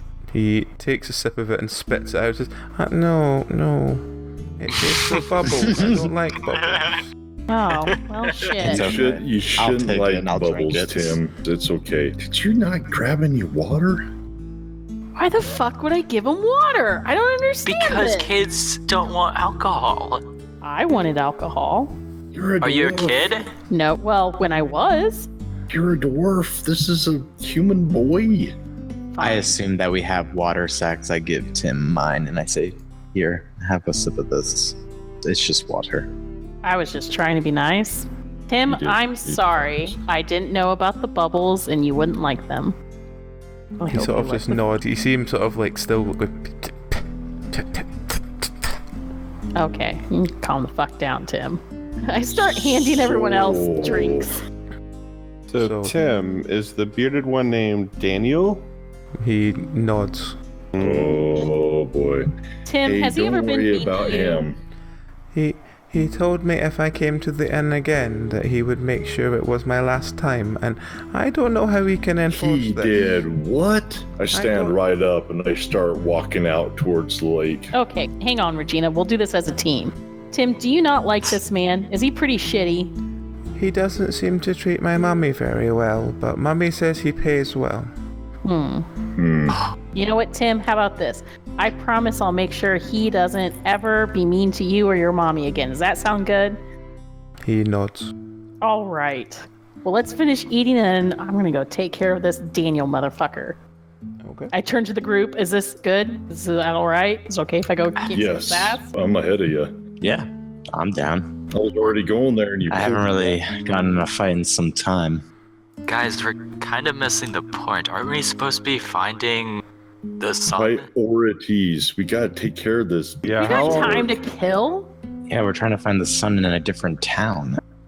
We have a ways to but- travel Yeah. still. At this point, you hear the sound of a handbell and Guard to Eisenport leaves in 5 minutes. See? Crap. God damn it. How far away is it to the lake to go kick Daniel's Literally ass? like a minute away from where the thing is. Fuck, I don't know if I can kick someone's ass in a minute, guys. Well, if we all go, we can do it. How about this? How about a couple of you guys just tell the cart to hang on a few minutes, and I'm gonna go hunt. Yeah, hold the cart. I don't want Tim to get hurt by this Daniel asshole. That's true. All right, I'll go help Agreed. you. I'll Listen, go. Tim, I'll get an eyeball for you. And I walk out. I'll go and make sure the cart doesn't leave. Okay. All right, we're on it. Tim, stay here. Finish the food. Don't drink any bubbly. Good meeting you. Hey, Tim, if you want to try the ale, it's not bubbly. Oh, God. And then I No. get out. Okay. Tim, don't drink the ale. Just drink the water sack and just, yeah, don't touch the other stuff. Okay. So, who's going to the lake and who's staying with the cart? I'll stay at the Regina's cards. going. I'm going with to the lake. Yep, to the lake. Okay. I was going to go to the cart. Okay, so Al, Regina, and Tess are going to the lake, yes? Yeah. So, you go around to the lake and you see, again, the guy who was lying before, just still lying where he was, and the guy who you saw move past you, sort of sitting on the lake by him, with like a really weak-looking fishing cord around one of his toes, lying back talking to the other guy. Hey, Daniel. And he sort of sits up and goes, "Who are you?" Oh, that's not important. I want to talk to you. "Well, that's what you're doing now." Yeah. I turned the guy's part out. Fuck. We want to ask you some questions. Why don't you step over here so we can talk to you privately? "Why don't you come over here, where I am sitting down?" Why don't you stand up like a We man fucking when a walked all woman's the way. talking Yeah. to you? We fucking walked all the way over here to talk to you. Why don't you give us the time of day to walk just a few feet over here? He just looks at you really confused, just like, "What's this?" And he sort of gestures to the other guy, and the other guy goes, You know what? Fuck it. I walk over to him. I'm mad. "Okay." Jesus. Hey, do you like a girl named, fuck, what was her name? Shit. Hey, are you, hey, "A girl named shit. No, I don't know a girl named shit." That's a hard name. shut up. You know what? You're gonna be nice to Tim and his mom. You hear me, asshole? "Who?" Tim! The whore at the tavern. "Oh, Tabitha and that rat of a child of hers." Hey, he's Yeah, not you- a rat. you get- He is the god's gift to mankind with his adorable basket weaving. You hear me? Can I lightning bolt him? Yep. What? Doing it. Okay. Roll to lightning bolt him. Oh my god. You try and lightning bolt him. You seem to basically catch him. He shakes a little bit, but then the lightning shoots along the thing round his toe, and you see all the water sort of fizzle, and then about 20 fish just start bobbing to the surface. Hey, good job. Well, I guess it costs There's your fish. Yeah. And he sort of goes, What was that for?" Because you're an asshole, and I don't like guys who hit women, and I'm gonna punch him. Okay. Roll to punch him. All right. Yeah, That's a you 10. punch him in the face, and he sort of puts his hand up, wipes the blood, and goes, "Ah, you like rough too." And you see him reach behind himself and begin to unhook his axe. I pull my axe out. I'm ready to tango. Yeah, I pull my dagger out and I'll kill him. Okay, so let's go with Tess swinging first then. All right. Natural Aw, one. shit. God damn it. Throws the axe into You the swing water. your axe, he sort of parries your blow easily, and your axe spins into the water. Aw, shit. God damn it. Okay, well, you know what? I'm just so mad at you. He responds by just sort of threatening you with his axe, not really doing much else. Just like, "I have a weapon, and now you don't." I have other weapons. Oh, feisty. Kick this motherfucker's ass. Okay. It's Can I position myself behind him as he's fighting Tessa? He's too busy looking at Tesla to actually pay attention to you, so yep, that's fine. Do I take any damage from him, or did he No, not he's just hit sort of me? threatening you at the moment. Oh, okay. He's too busy kind of like, he looks like he's enjoying the fact that you're angry at him. Yeah, and if I get the go ahead, I'm gonna take my dagger and put it right into his kidney. Nice. Roll. Yep. You stab him in basically the back of the hip, and he emits a howl and sort of turns around to face you and goes, "That was a cheap shot." Yeah, I like those. Okay, it's Regina. Can I just fireball him in the face? Roll. Yep. Yeah! Smack him in Oh the face my with a fireball, his beard singes off, his hair singes off. He's just left with this like smouldering mess. You see him frantically like slapping himself in the face, trying to put the fire out. Nice. Take that, Baldy. Because he can't really do anything because he can't see his back to Tessa. All right. I'm going to pull out my spear and just go jabbing at his gut. Okay. God damn it! He What the manages to fuck? fire your spear and your spear flies into the water.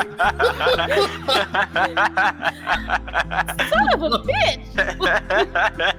I'm gonna go beat him up. Loses 2 of your weapons. Shut up. Okay, it's back to Al. All right. So he's on the ground. I'm gonna. He's try kind to of like leaning one direction, slapping himself, trying to put the flames out in his face. Okay, I'd like to try to like kick his knee out, try to get him on his knee. press my blade against his throat, and I'm going to say, I think we have your attention now. Why don't we leave the nice lady alone? Okay. And try to treat the kid a little bit better, too. Alright, roll to see how you get on.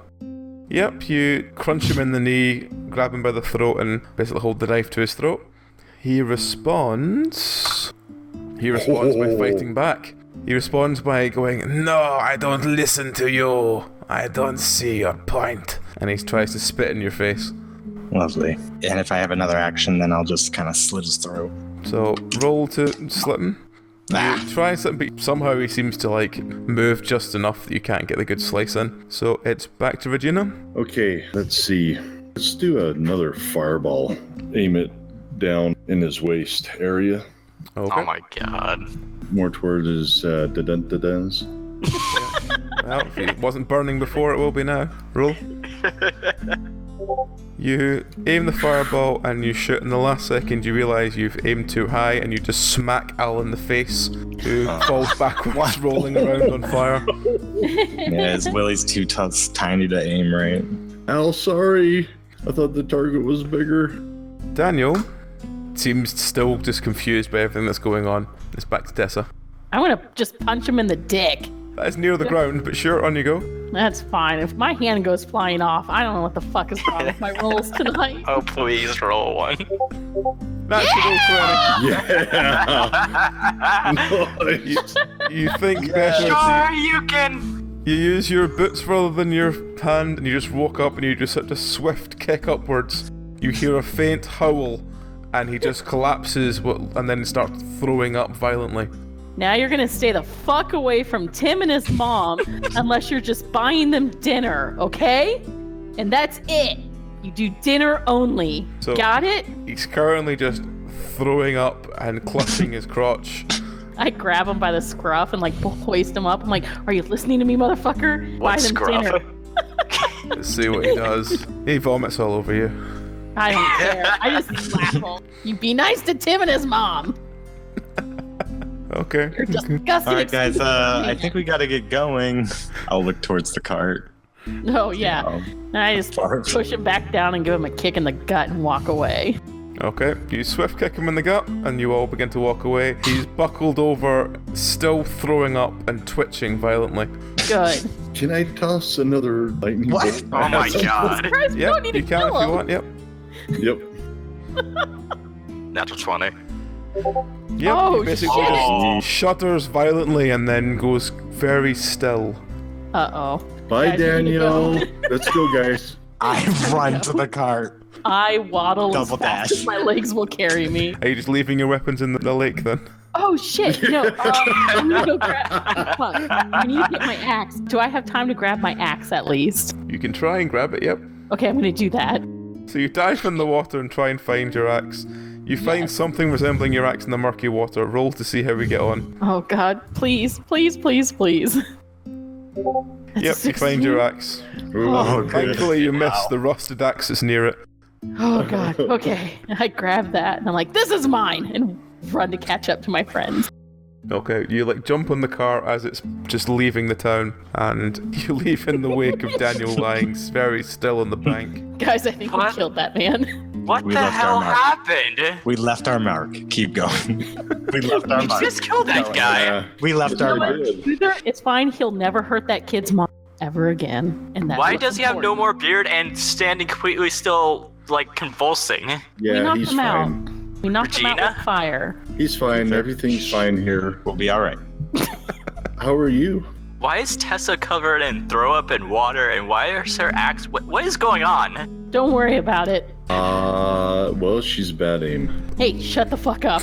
I kicked him in the nuts. Or punched him in the nuts. He's fine. So, you spend the next 3-4 hours travelling on this thing where you continue bickering and trying to explain what's going on. As it gets into sort of early evening, we're talking about 8 o'clock at night, you go over this small, relatively delicate looking stone bridge that's seen far better days, and you arrive in a small lake town called Bishop under Puddle. In front of you there is a medium-sized temple, there is an inn, and in the middle of town square there is this plinth with a crutch on top of it. Okay. I assume we're staying here for the night? I asked the driver. Yep, the driver tells you that he'll take Flash the horse away to the stable for the night, and he'll be back first thing in the morning. Cool. All right. Let's go get some rooms and get some food. As you get off the cart, a couple of girls who are standing outside the inn walk over, and actually, has your dwarf got a beard? Me? Yes. No. Okay.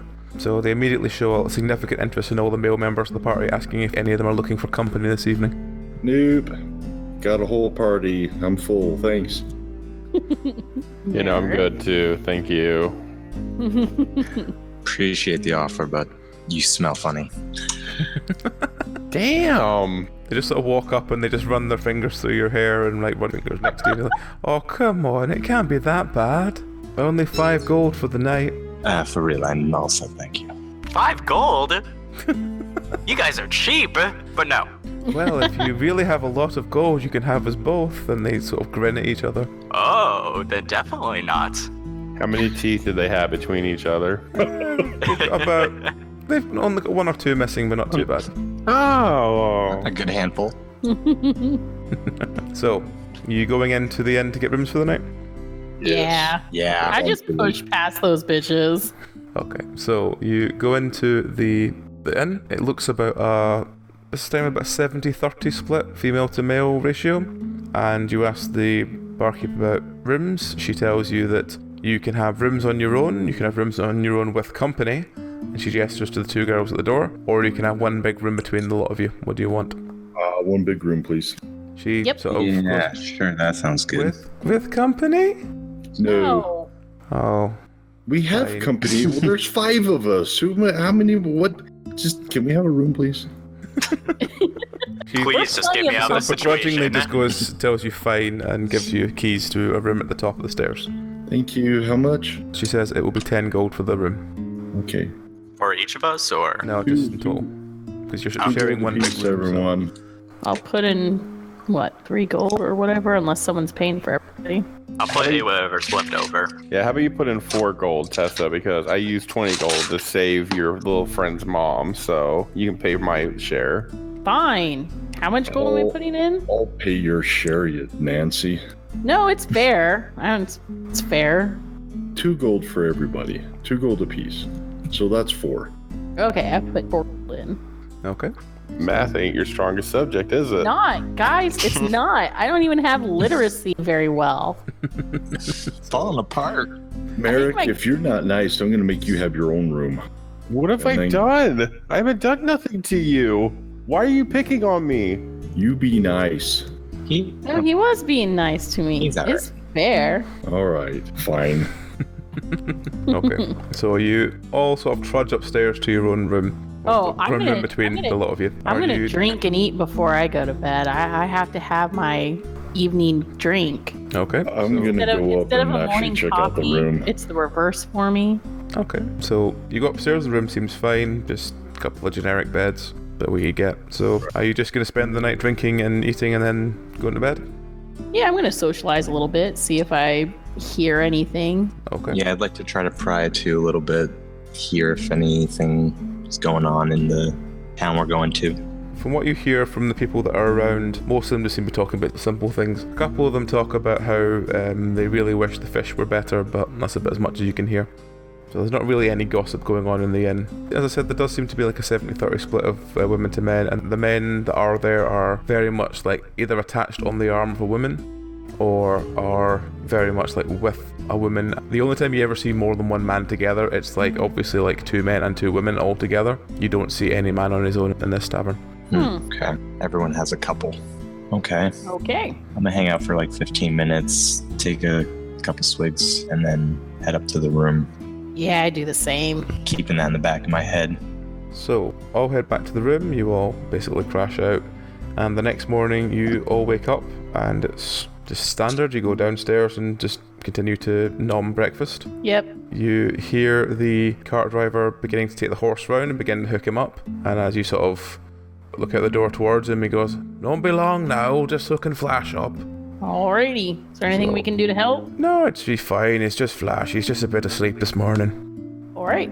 So, are you wanting to do anything else before you leave Bishop Under Puddle? Is the tavern busy in the morning? The tavern is practically dead. It's dead right now. Okay. Yep. Yeah, then I'm just gonna hang I'm just- outside waiting for the I'm cart. ready to go. I asked the barmaid if I've got any butterbeer. She sort of looks at you quite confused and says, not really. We've got standard ale and that's about it. Is it sweet? It's not bad. It's better than the water.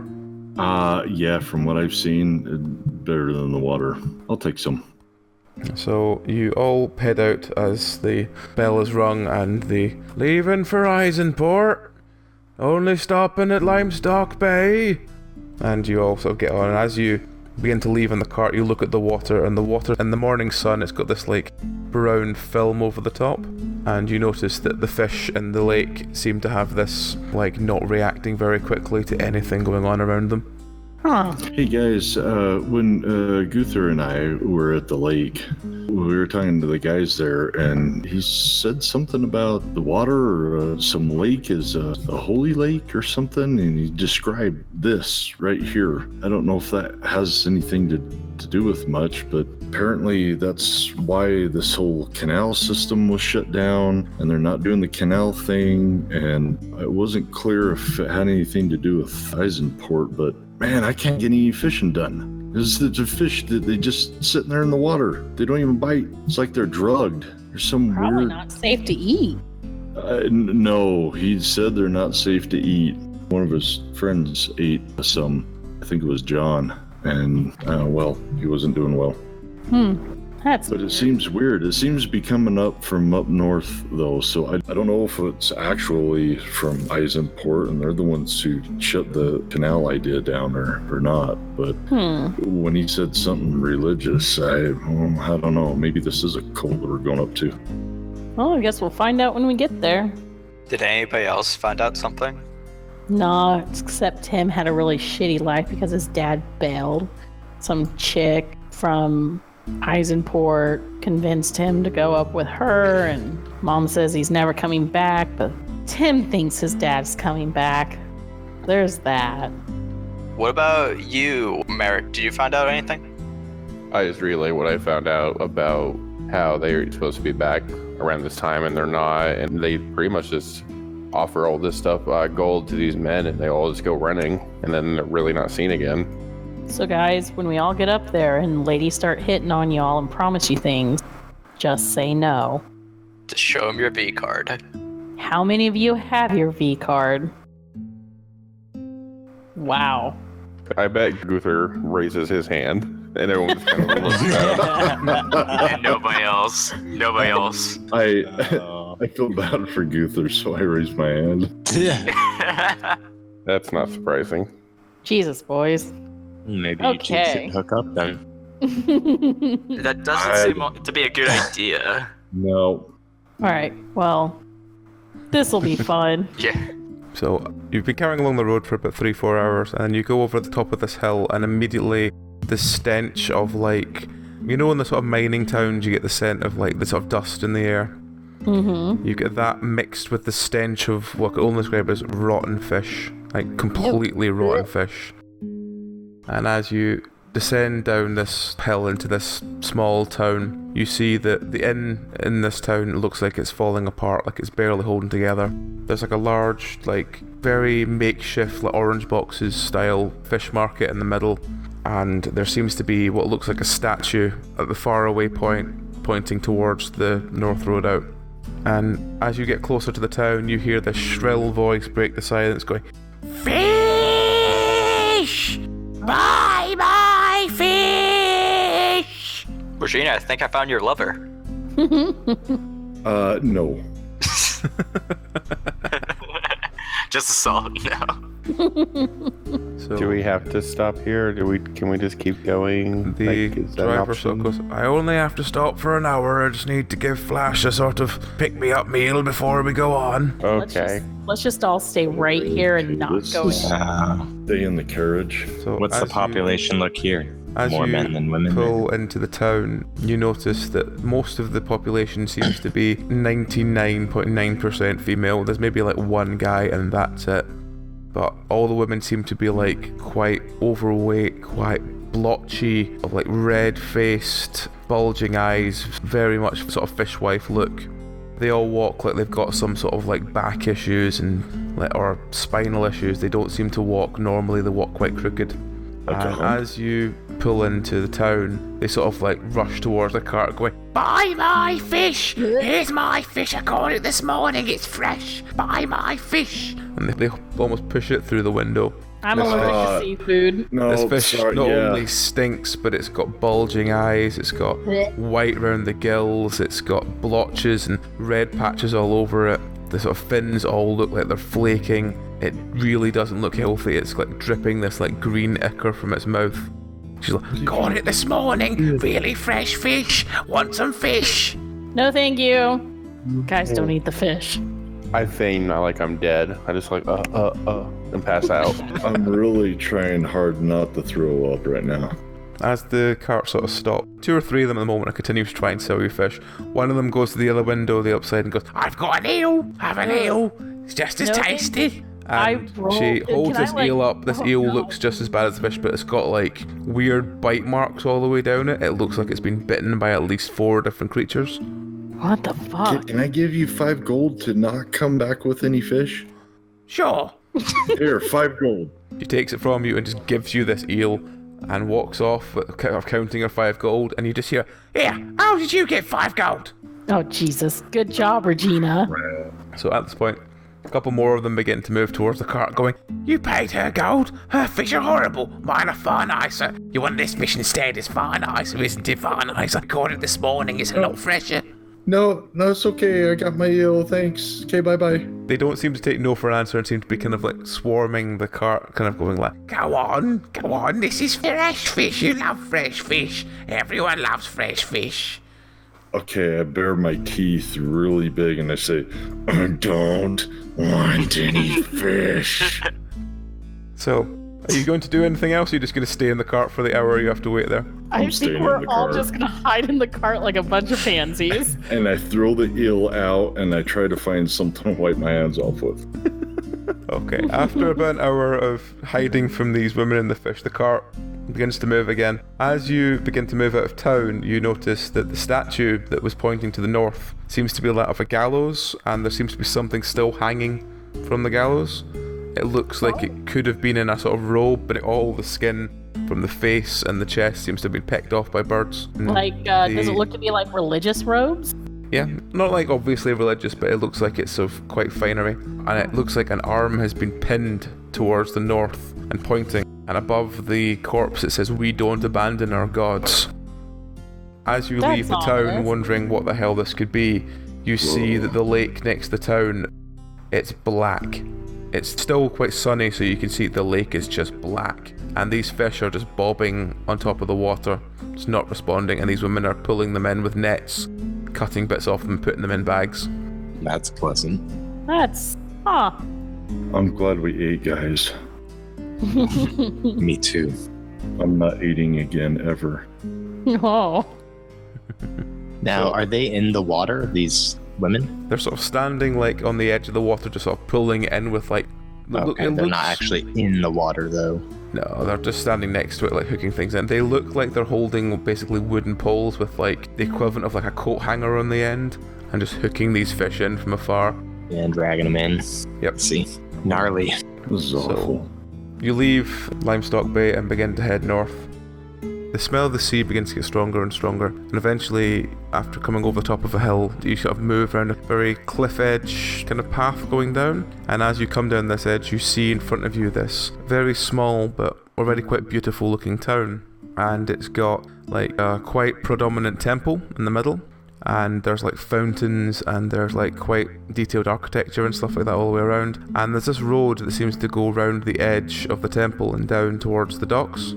And along the road to the docks, on the left of it, there's a schoolhouse, there's a jailhouse, it look like 2 separate inns, and just at the bottom, before the docks itself, there seems to be a small, kind of like market, where you see a quite predominant ginger dwarf, like limping back and forth. As you pull in as well, you notice that there's maybe about 50 to 200 women just sort of wandering around the town itself. It's all female, there's no men at all.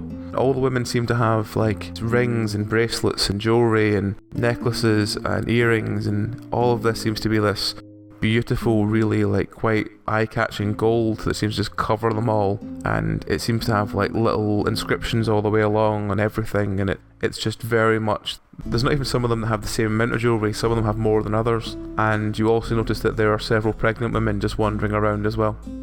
Jesus. So you pull into the sort of town square, effectively, which is at the foot of this gigantic temple, and the cart driver tells you that he'll be taking the horse down to the stables, which is down just by the docks. He'll be leaving the morning after next, so you're more than welcome to come back with him, but, you know, if you stay, he understands, just let him know beforehand. Fair enough. Well, I turn to the guys. I'm pretty sure we're probably going to be here for a bit looking for anything about Dorian, right? Possibly. Oh, yeah. Yes, that is correct, Tessa. So we may not see you tomorrow there, friend. When will you be back in this area? How long? Oh, it'll be about 3 weeks till I'm back after that, but it's the morning after next, so, you know, you've got like a day and a bit. Okay, well, I'm gonna we'll be on see. that. You're leaving? We're all gonna be on. Yeah, no, we're not. We don't need to stay here longer than this, because if we do, we're dead. Okay, well, I then I agree, guess we're Eric. leaving when you're leaving. So you all get off the cart, and he takes the horse and cart and sort of trots it down towards the stall where the dwarf is. You kind of see roughly where the stables are. So you're standing in the middle of this sort of town centre. What do you want to do? What do you guys think? Where should we start? Mayor, Anders? Yeah, I was gonna say the mayor first. Maybe the mayor. Let's go talk to Mother. Okay. How are people looking at us? You've already sort of piqued the interest of a lot of the people there.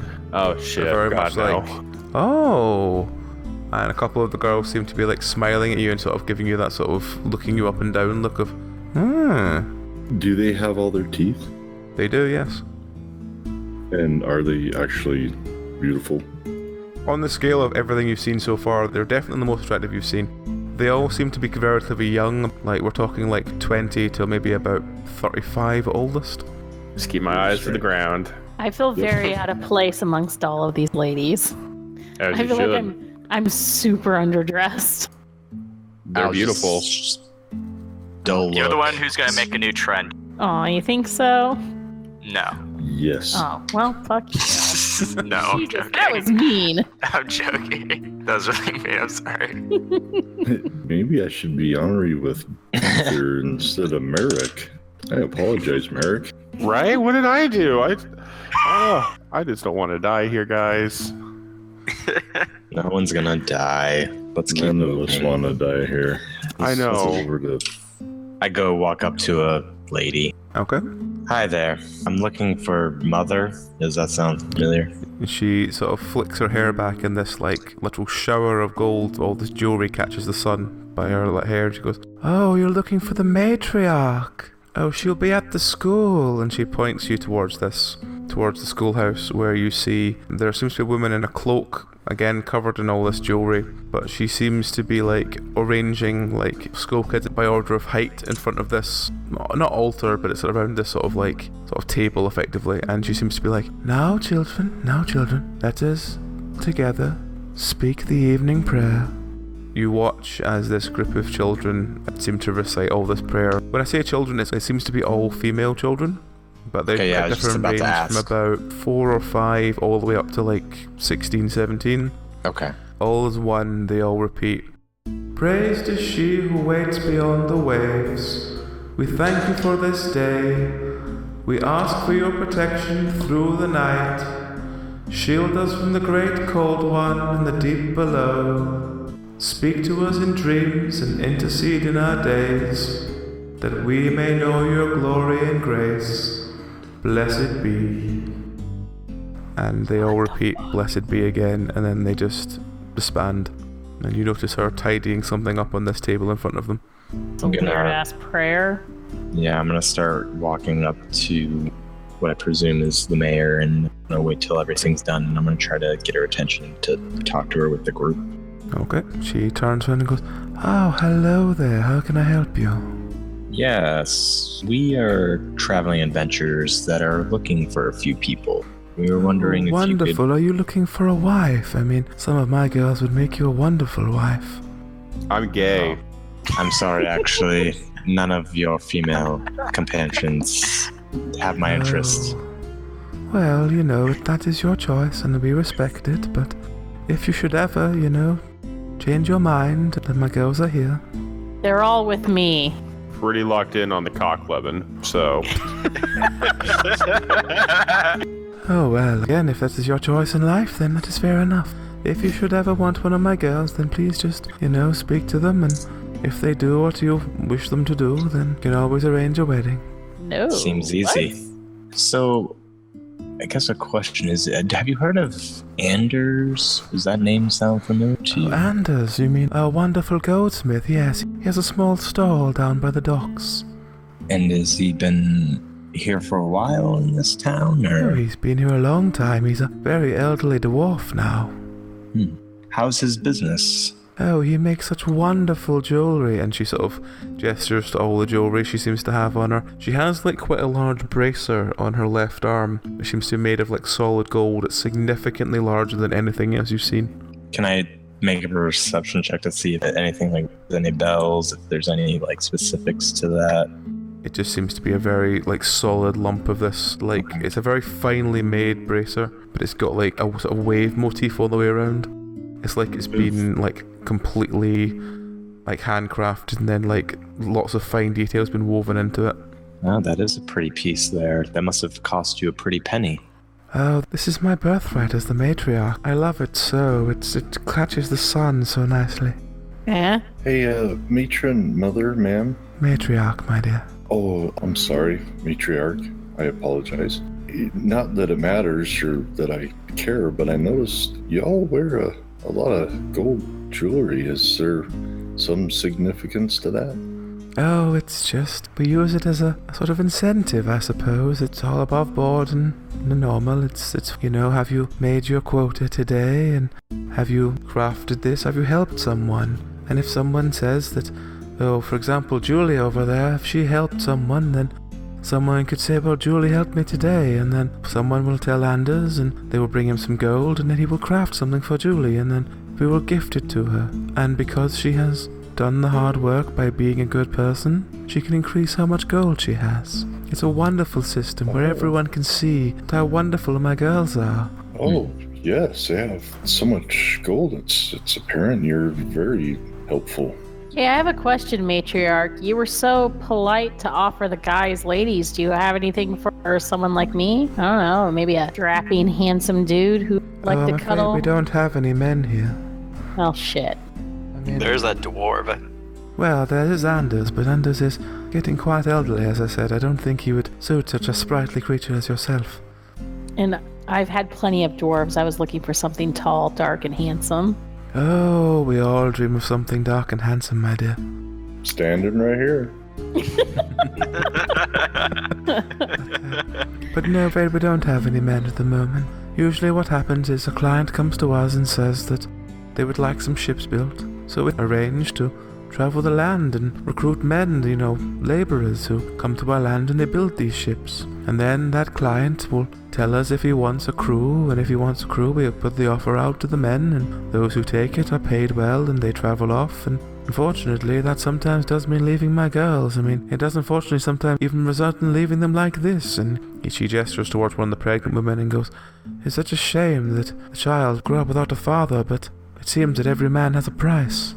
Huh. It sounds to be gold.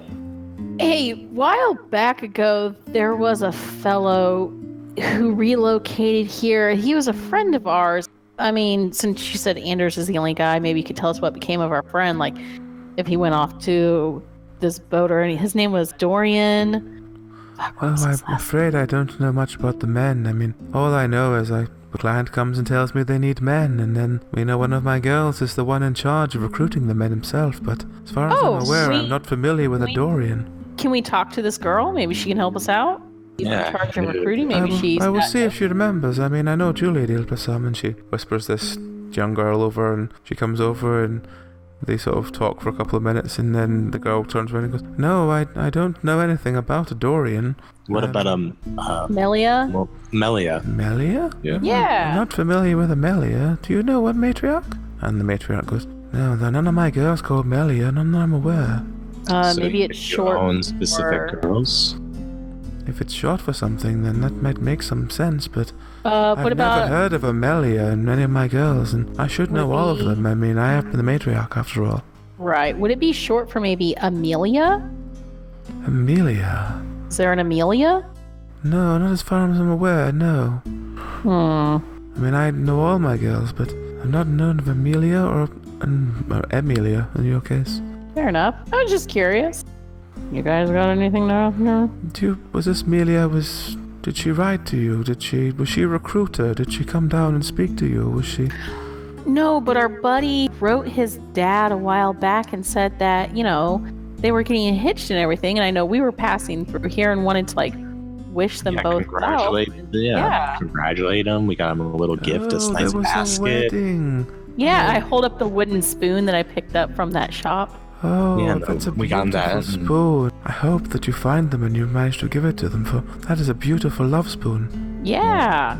We were hoping to give the beautiful new happily married couple, a wedding gift. We were led to believe that this Amelia girl was from town, unless we misunderstood the letter. We were just... Yeah, I mean, I'm afraid I am not familiar with any kind of Amelia in here, but, most of my girls, none of them have left, and been no marriages around here. There were a couple that, talked about getting engaged with my girls, but... It would have been about, 5 months or so ago? With the last... About 5 months ago? Yeah.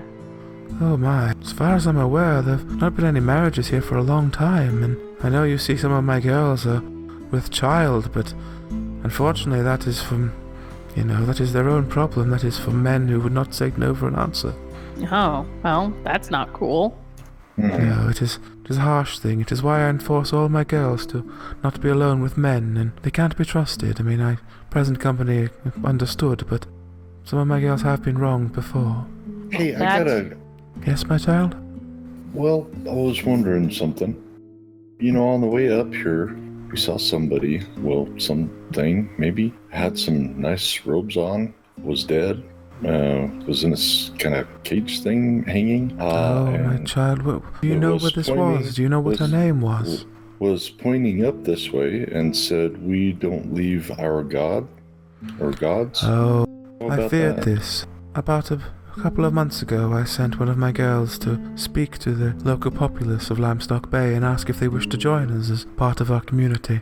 Because, for a long time people believed there was bad blood between our two of us, and we've never had any bad blood between us and anywhere. But these girls from Limestock Bay, they didn't like us, they didn't want anything to do with us, so we thought we'd extend the olive branch and say, if you wish to become part of our community, you are welcome.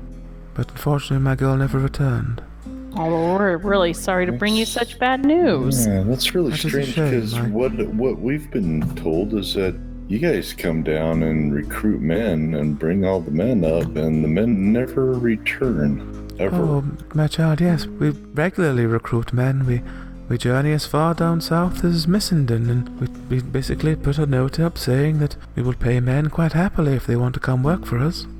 Unfortunately, what happens is the men come up and then they fall head over heels for my girls, and many of them even stay. Well, and so the ships come in and offer them more gold, and sadly, the feel of gold in your pocket is worth more than my girls' hearts.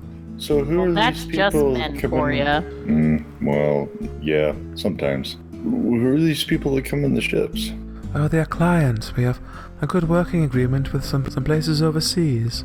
Oh, what places? I'm just curious, where at overseas? Oh, I don't know, I'm afraid. I just know that they're from overseas. If you speak to the wharf master, she might be able to tell you. Okay, that sounds like All a I good know idea. is they turn up, and my wharf master comes to me and says, "Matriarch, we need to arrange another ship to be built," and I pass this news on to my girls like Julie, for example, who arranges for girls to go down south to collect some men, some labourers, of course, to work on the ships. How often did you say you got orders for ship buildings? It pretty used to be about regularly? once a year, but recently they've really been more interested and became almost twice a year, but lately we've only seemed to have got the single order. Wow. No new current orders? There are none at the moment, I'm afraid. Your companions are welcome to wait around for a couple of months to see if another order comes through. The girls will happily have some hospitality put up for you. Well, like I said, we were mostly just passing through to meet up with our friend and his new bride, but Well, if he thanks did for the marry offer. one of my girls, he may have eloped with her, but there's no Amelia here. Not since I've become matriarch. Does Oh, that how long have happen? you been matriarch? Oh, it's been a good few years now. Ah, gotcha. Well, thank you very much for your time. No Yeah. problem, my child. If you have any more questions, you will find me either here in the schoolhouse, giving them morning and night prayers, or you will find me in the temple. I got one more question for you, if you don't Of course, mind. my child. So, why recruit so many men? I mean, Well, that is the workload. I mean, we get told Oh. a deadline, and we get told how much work needs done, and we recruit sort of adequately. well, I'm sure your girls can build ships just as easy. Oh, my girls are all the fairer sex, as it were. We're not strong, we're not, brutish, effectively. We're not strong enough to nail a ship together for it to be substantial enough to stay on the sea, especially the long journey across the sea. Oh, well, sure, but you can sand and you can cut. You can do all kinds Yes, of but things. if we have to hire the men to build the ship, we might as well hire the men to do all the job. There's no Right, point in yeah. skimping and getting someone who is not as muscle-bound as a hearty, strong man to do the job when you have those men standing around doing nothing. Quick Well, question. Fair point. Yeah, but that's kind of what I heard happens, though. That the women do all the work, and the men just kind of stand around. At least that's what Dorian said. And so I'm trying to figure out why Afraid he your would friend say Dorian must that. have been completely misled. I mean, the women here, we do work hard. I mean, we work, but we're more a sort of relaxed role. We're teachers, we're scholars, we're not physical laborers. What was your But- question, Eric? But in Dorian's letter, he said the men were the ones who stayed at home teaching the children. But if you're teaching, where are the men? Yeah, that was my next question. Where are you keeping all the guys around here? I'm Talk afraid about I all told these you guys. this. I'm afraid I told you, there are no men here. The last ship came and went about 2 months ago. But, I mean, you have children, right? There's pregnant women out there. Well, yes, W- they're what happened pregnant if women, they- but as you noticed, they all seem to be around the same time, and that's been many moons ago, I'm afraid. Okay, Back when there but, was men here. but when someone gets pregnant, there is usually about a 50-50 chance of getting a boy or girl. What happens to all the boys being born? Well, we've not had a boy born here in many, many, many years. Oh, It's the blessing from our goddess, you see. Oh. But just think, if the goddess blessed you with some boys, then you could raise them up and I No, don't we've have never Makes really them. had that already. option, you see. And she who waits beyond the waves is the one who grants us all these girls. Gotcha. Something. She blessed our town, and every time one of my girls becomes pregnant, she is always blessed with a girl. Always? Yes, every single time it has been a girl that has been born. Wow. blessed in that way. That's crazy. Well, how is that blessed if you need to get so many men to fill all these jobs and then they just go away? That just Because seems we are a kinda scholarly strange. nation. Well, I'm- she who I'm waits beyond the quite waves is learned. our mother. She looks after us from beyond the sea. And you see, men don't need a mother figure. Men are free-spirited. Men come and go. Whereas all the women here, they need a mother figure. And they have one in either myself or she who waits beyond the waves. Does she who waits beyond the waves have like a name, or is that just what she goes by? Oh, that is her name. Oh, okay. No, I didn't know if that was just kind of like. I mean, we're not like one of those religions in the South that, oh, this big thing, that there's God in the sky. No. We're much more grounded. We must believe that if you're a good person and you look after each other, then you'll be brought to somewhere where the sun's always there and you're always happy. Those you have left behind, you're reunited one day. Whereas those who are wicked and deceitful, they are dragged down to the bottom of the sea by the Great Cold One. And is the Great Cold One the opposite of the Mother of the Sea, or the Yes, Lady she Beyond is, the the Great Cold One is the wicked side. Gotcha. They come and they will take those who are wicked and deceitful and greedy, and they will drag them down to the dark and the cold, and they'll never see the sun again, and they will spend eternity in this freezing darkness, as opposed to the loving, warm arms of the sun and she who waits beyond the waves. Gotcha. Do these people on the ships like your god?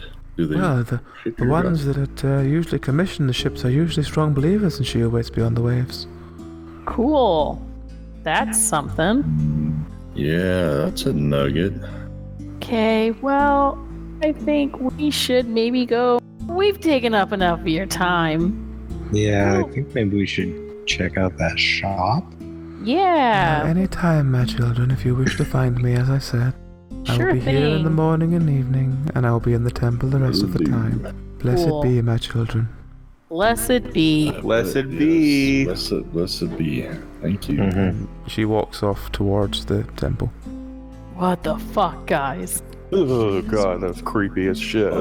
I think all the men have been taken out to sea and sacrificed to Yog Saron. That's what's going on.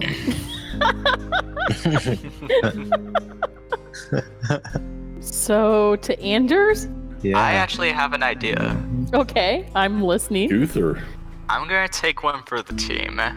Oh no. Oh no. Oh no, your V card. Merrick, Yeah. could you hold on to my V card for a bit? That's not how it works. I mean, Peter. You don't get if I it need back. to show that I'm dedicated to the cock loving game, I will. I don't want to get eaten by these bitches. Oh my god. You'll be safe if you hold on to this. I I don't think mean, you guys know how the whole V thing works. Yeah, I don't think it's an I actual know how it card, works. guys. That's why I'm just kind of confused. I'm gonna go up to like the nearest woman and have a day with her and see what happens. And if something goes wrong, I'll come running to you guys. So you Well, have let to us- request a wife, is what you're saying? Yeah. Oh, that's not going to end badly. Oh, Why not? buddy. Well, here's your You know wedding what? spoon. I think this is not a bad idea, Guther. What the fuck? No, No, listen. because listen. You'll know where I go if I disappear. Just send somebody to follow me. But not just that, but look, Dorian disappeared right after he hooked up. If Guther goes and hooks up with someone right now, I bet you anything, somehow those ships are going to show right up. I don't know. I mean, I guess that's all you, Guther. I've been I thinking mean, about. nobody's been here. All the men have been gone since Dorian was here. They haven't had anybody else here, so there Yeah, hasn't and they're been all going anybody. out to sea. Yeah, so there hasn't There has to been be something anybody. out to sea. Why are Yeah, they all but we going out gotta- to sea? We got to find that out, but the only way to find that out is to get the ship here. Why don't we just steal a ship and go sail out? What do you There think, aren't any. Merrick? They've got to come. They've got to come. They got to bring the ship here. The ship is. There's no ship. Remember that they build the ship, so there's no ship that's going to come.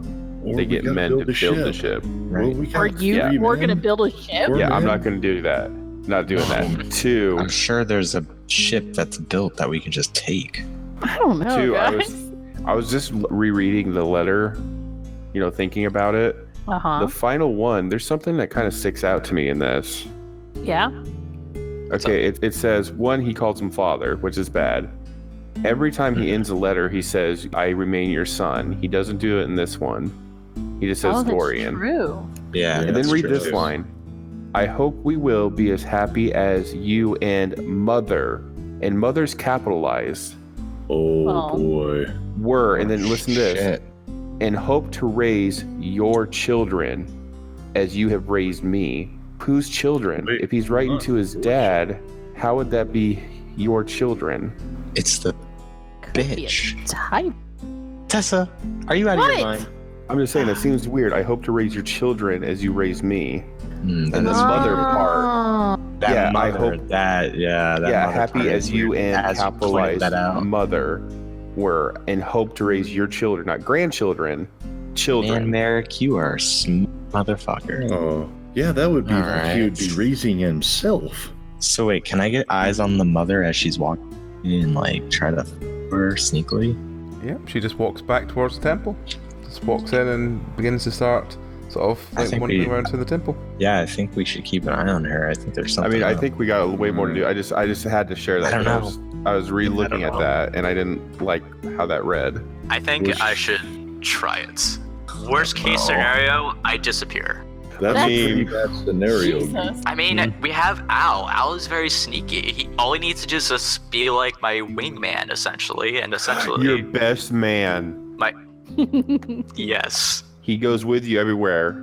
All right. Don't you have to have someone not alone? So they have a woman that goes with you because you can't be left alone with a woman, but you also have a man go with you because you don't trust yourself alone with two women. So it makes sense. Fuck. I was just gonna keep eyes at it from What? a distance. I like the best man approach. Well, let's go get you married, Yeah. Guther. All right. Mazel tov. After you're getting married, I'm gonna go head to Anders. I think you can just ask for a woman here. Like, I think it's like a store. I think the matriarch said she arranges your marriage. So I think we got to go talk to her again and, What was that, Blessed Julia be. chick still here, or Juliet? She seemed like a wandering number. around in school, yes. Julie, are you number 2 to the matriarch? Juliet? Julie, whatever? Julia sort of wanders. No, I'm not number 2 to the matriarch. I just run the schoolyard. Oh, well, we have a friend who needs a wife, so... Oh, wonderful, wonderful. Right? Oh my god, I Got a love girl in weddings. mind. No, he hasn't met anyone, so we didn't know the process about how... He's of age, and he's ready to find... I would, Can we? I would speak The to the one. matriarch. She knows the best ones that are, Oh, well, well, I want to perfect. say in season, but I think you... She sort of trails off and she starts going What? bright pink. Oh. Gross. I'm just shaking my head. Hey, can I go with you to talk to them? I mean, like, this is my pal here, and, as his girlfriend, I think it's important that I help choose the perfect woman for him, too. Emphasis on the word friend.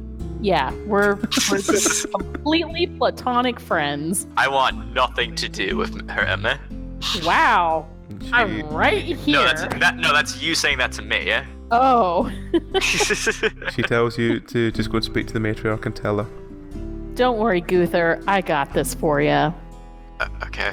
And so the Alright. matriarch is currently walking towards the temple. Are you wanting to stop her on the street and just tell Yes. her? Okay. Yes. Miss Matriarch. Mrs. Madam Matriarch. A word, please. The matriarch stops and turns around and goes, "Yes, my child. How may I help you?" You know what? We were all talking and whatnot, and we figured our buddy Guther, and I point him out, he has been interested in looking for a bride and whatnot. So, your girls and your town and everything, maybe you can help us set him up with a pretty solid woman. Is that possible? Wonderful. Yeah. Has he got a girl in mind? Well, see, that's the thing is, like, we just got here and we don't know everybody. Ah, well, what we need to do then is he needs to come with me to the temple, and I will arrange for some girls to join us later, and he will have his pick of which one he prefers. That sounds good. I would like to propose that I tag along as well as his completely platonic friend to help him choose the perfect woman. Ah, but you might guide his hand, and his eye must be his own. Okay, I promise I won't guide his hand. I just want to look out for his best interest as well. Just like you look out for your girls' best interest. Ah, has he got a ring already? You know what? Yes. Okay, he has a ring. Shit. Ah, wonderful, wonderful. Right, well, I will go and prepare the girls. If you bring your friend past the temple later tonight, we will have everything prepared for him. Perfect. Yeah, we will definitely come back tonight. Okay, so she walks back off to the temple. What are you going to do now? I'm gonna head back to the guys. Okay, so Guther, we're getting you hooked up. We're Awesome. Coming back I'll send tonight. pictures. No, don't need that. Do you have a ring? I have the spoon. No, I have the spoon. Can I borrow the spoon? No, that's Oh your my wedding God. gift. Huh? That's gonna be your wedding How present about- from me. How about we go talk to Anders? Yeah, let's go talk to Anders and get you properly a ring. Yes. That's gonna be a lot of money. It's fine. I'll pitch in what I have left. Yeah. We're good, but don't use that spoon. I don't have Why a good feeling. She called it the love spoon. Yeah, it's a wedding gift. Of course, it's a love spoon. Not that kind of love spoon. I mean, like, under your spell love spoon. Oh, wait, this isn't. No, it's not magical. I checked it out earlier. It was solid. It's not magic. It's just a spoon. That doesn't mean it's not gonna do something. Oh my god, you're such a spaz, Regina. It'll be fine. It's a wedding gift. Don't eat with it. Just, I wasn't Yeah. going to. It's Not decorative. You you. put it on your kitchen wall. Yeah, but I'm just telling you, I don't have a good feeling about this, man. This mother just creeps me out. She just... Okay, well, let's go shopping and get you a ring and talk to Anders. Alright. So are you walking to go straight down to Anders? Yep. Okay. So as you walk down towards the stall, you see a very ginger dwarf with a sort of like mid-stomach length beard, sort of hobbling back and forth between two groups of women who seem to be doing the sort of finer work, finer needlepoint work on the bracelets and stuff, and the earrings and everything. And all you hear is them going, "No, no like that. Don't do like that. What are you doing? Don't do like that. You're just wasting gold now. Stop it." And he hobbles back and forth between them, and you notice that his left leg is completely mangled and withered. It looks like it's been like significantly damaged somehow. So, what do you do? I think we all approach him, yes? Yeah. Yeah. Walk up to him. Okay. So he turns, facing, goes, "Oh, aye. And you are?" Looking for a wedding ring.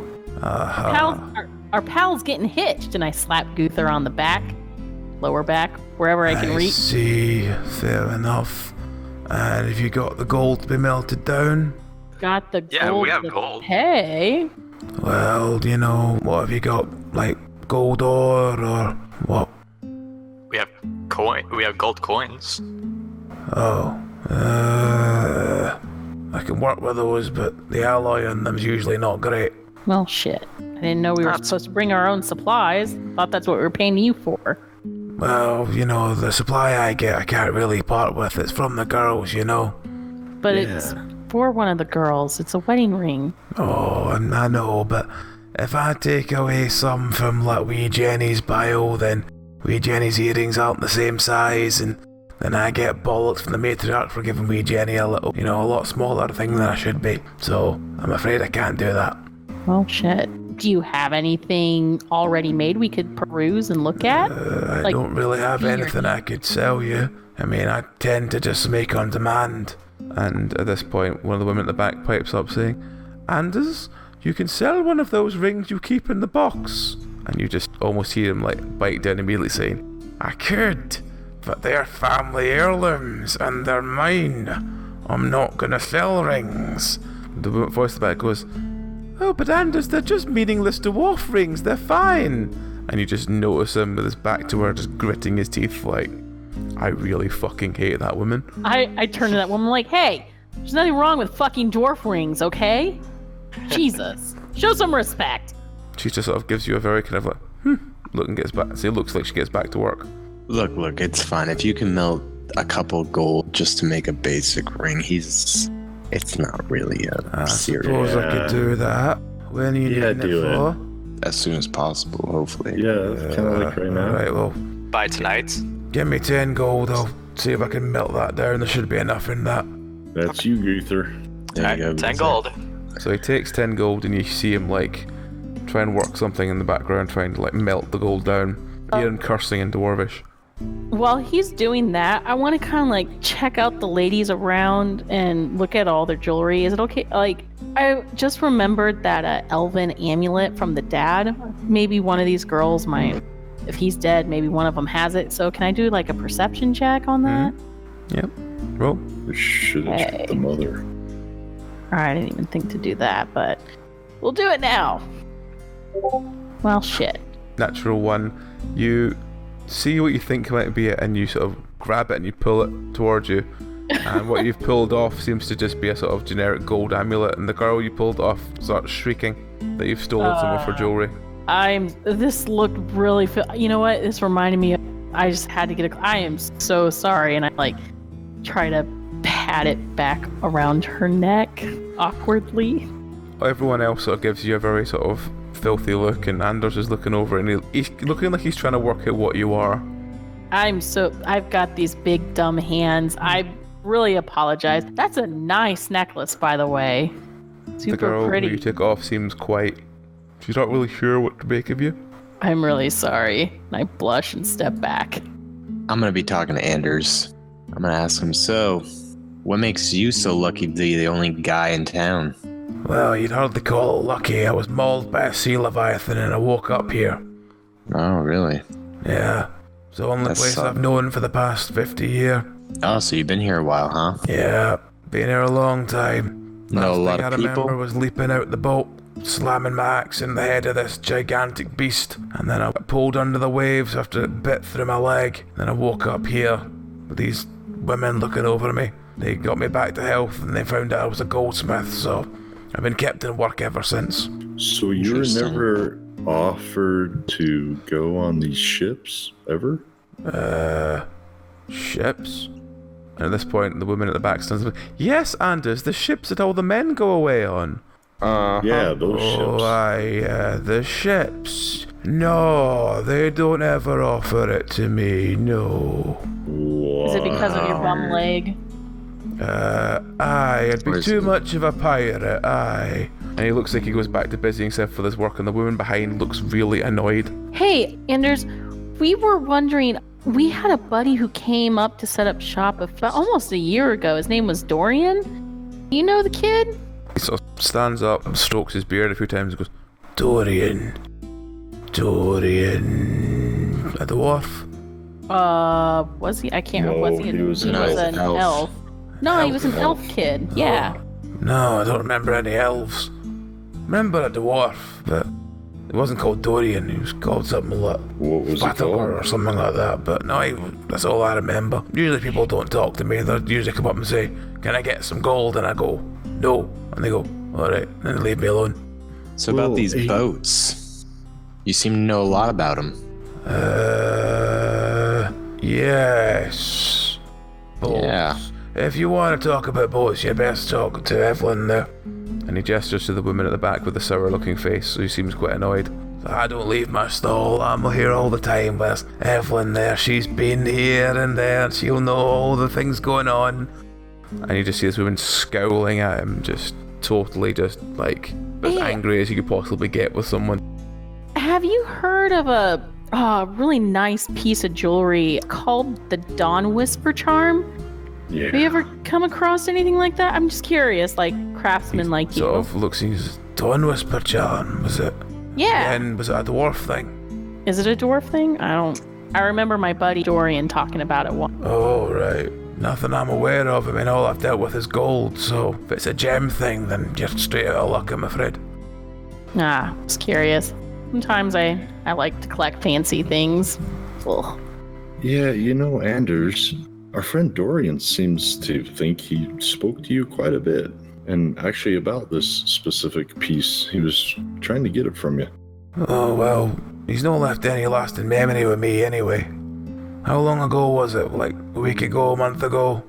No, about 5 A few months ago. Oh, I speak to many folk in a week.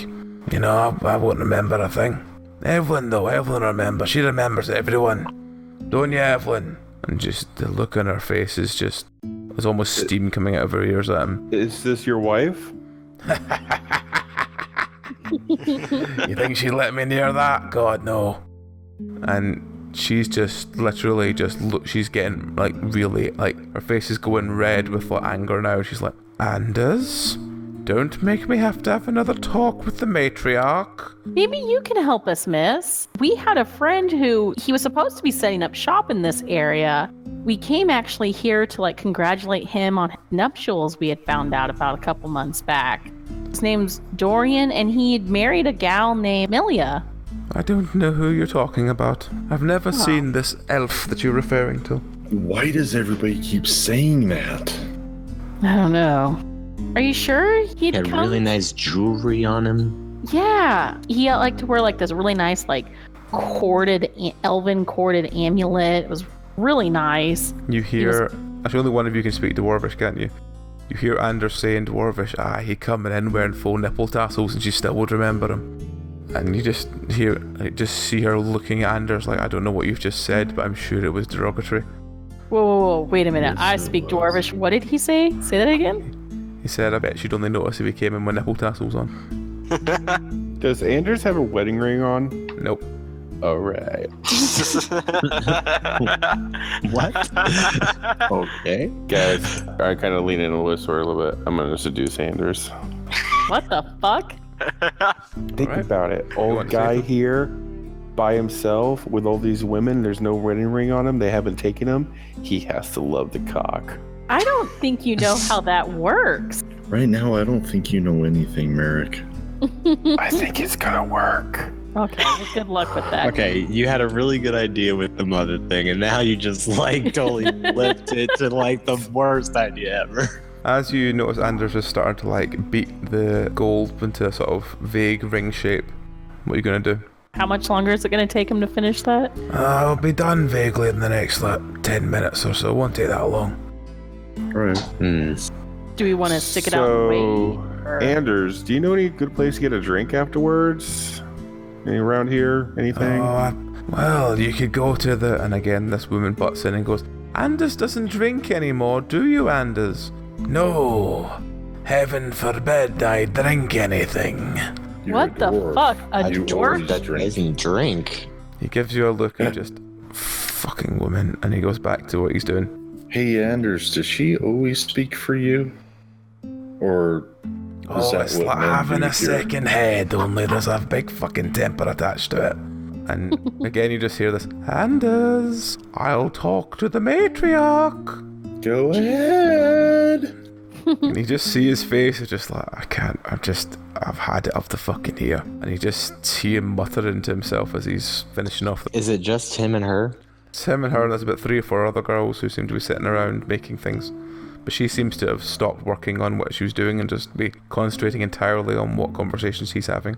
Ma'am, excuse us. I think we're having a private conversation. Thank you. She sort of looks at you, just sort of blinks and goes, what do you mean? You can't have a private conversation with a dwarf. He doesn't know anything. Can you say you, anything? Anders? You're racist? Whoa. You're What the racist and fuck? you're fat, so I don't like you. Turn around and go eat a salad. Or maybe, better what? Put the fork down, okay? Go get a glass of water. She just Thank looks you. at you completely shocked and just being like, how dare you speak to me like that? How dare Well, you he speak to him just like did. that? And Anders is, you hear Anders like chuckling under his breath at this point as he's finishing the ring off. And this woman is just frantically like spitting out. Well, you... I just mocked her. I'm like, I pull out my dagger and I'm gonna look at all the women. Jesus. Oh, And I God. say, What is listen, happening? all you fucking bitches, shut up so I can ask you guys some fucking questions around I here. get And I scared. look at Anders, and I point my dagger at his throat. I'm like, you girl- tell me everything the you fucking girl know about talking this. just starts screaming, Oh. guards! Oh, I fuck. screamed guards too. Guards! What? Guards! Team. About 6 or 7 very heavily armored women appear with like halberds and start pointing towards you. Fuck, Oh, hey. guys. I'm cowering underneath the thing, like scared. I just wanted to get married. What the hell is going on, man?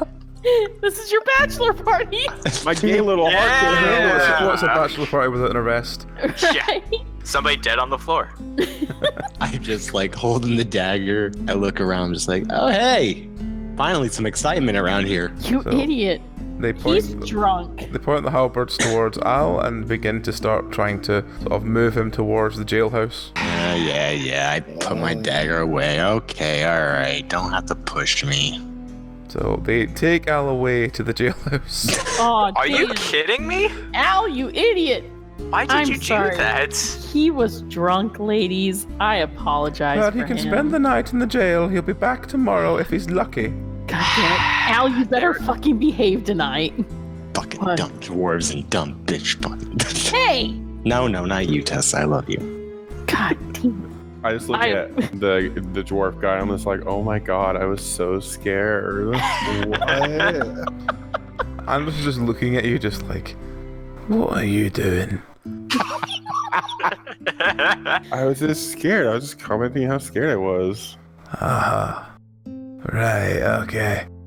And he sort of, you hear them sort of like put the ring one last time in this like bucket of water. And he pulls it out and hands it to Guthor and goes, there you go, there's a cheap ring. Thanks. Not the best piece of work I've ever done, but it'll do for what it is. Yeah, thank you. Thank you very much. Sorry for the inconvenience. Sorry that Al was drunk. Oh, I'm sure it's just hearty spirits. I'm sure Evelyn forgive him by the morning, won't you, Evelyn? And she just gives him, Anders, he threatened our people. How can you even begin to start? You just watch Anders' face, just like he's looking at you, and she's talking behind him, and he's just like, I can't deal with this woman any longer. she just won't shut up. And the more she keeps going, the more his eyes just start rolling back in his head, and he's just looking around absently, just like, trying to like block her out. Poor Anders. Hey, feel so Anders, sorry why don't you for him. come with us and get some water? Oh, I'd love to, but I can't leave the stall during the day because... How about And we he meet looks up at you at- trying to give you like I have no fucking clue, but she's going to finish my sentence in a second. There's all these valuable things here, and then the woman behind goes, yes, Anders has a duty to stay here and guard all these things. He can't go lollygagging with all of you. Why does he have to guard it? Getting food. Well, he's fed plenty enough. I mean, look at him. He's rather plump as it is. Like you? Oh my Merrick, god. shut up! Look at her. Merrick, shush. She You're gonna be folds her drunk arms too. and looks at you as if to say, do I need to shout the guards again? For what? Talking? Is talking not allowed here? Or is it because I have a penis? God damn it. She Merrick. just looks like she's trying to like bore a hole through you with her eyes. Honey, that's not gonna work on me. I invented that look. And I'm sorry, with your lazy eye, it's not really working. I can't tell if it's me or Anders you're giving the dirty oh look my to. god. God damn it.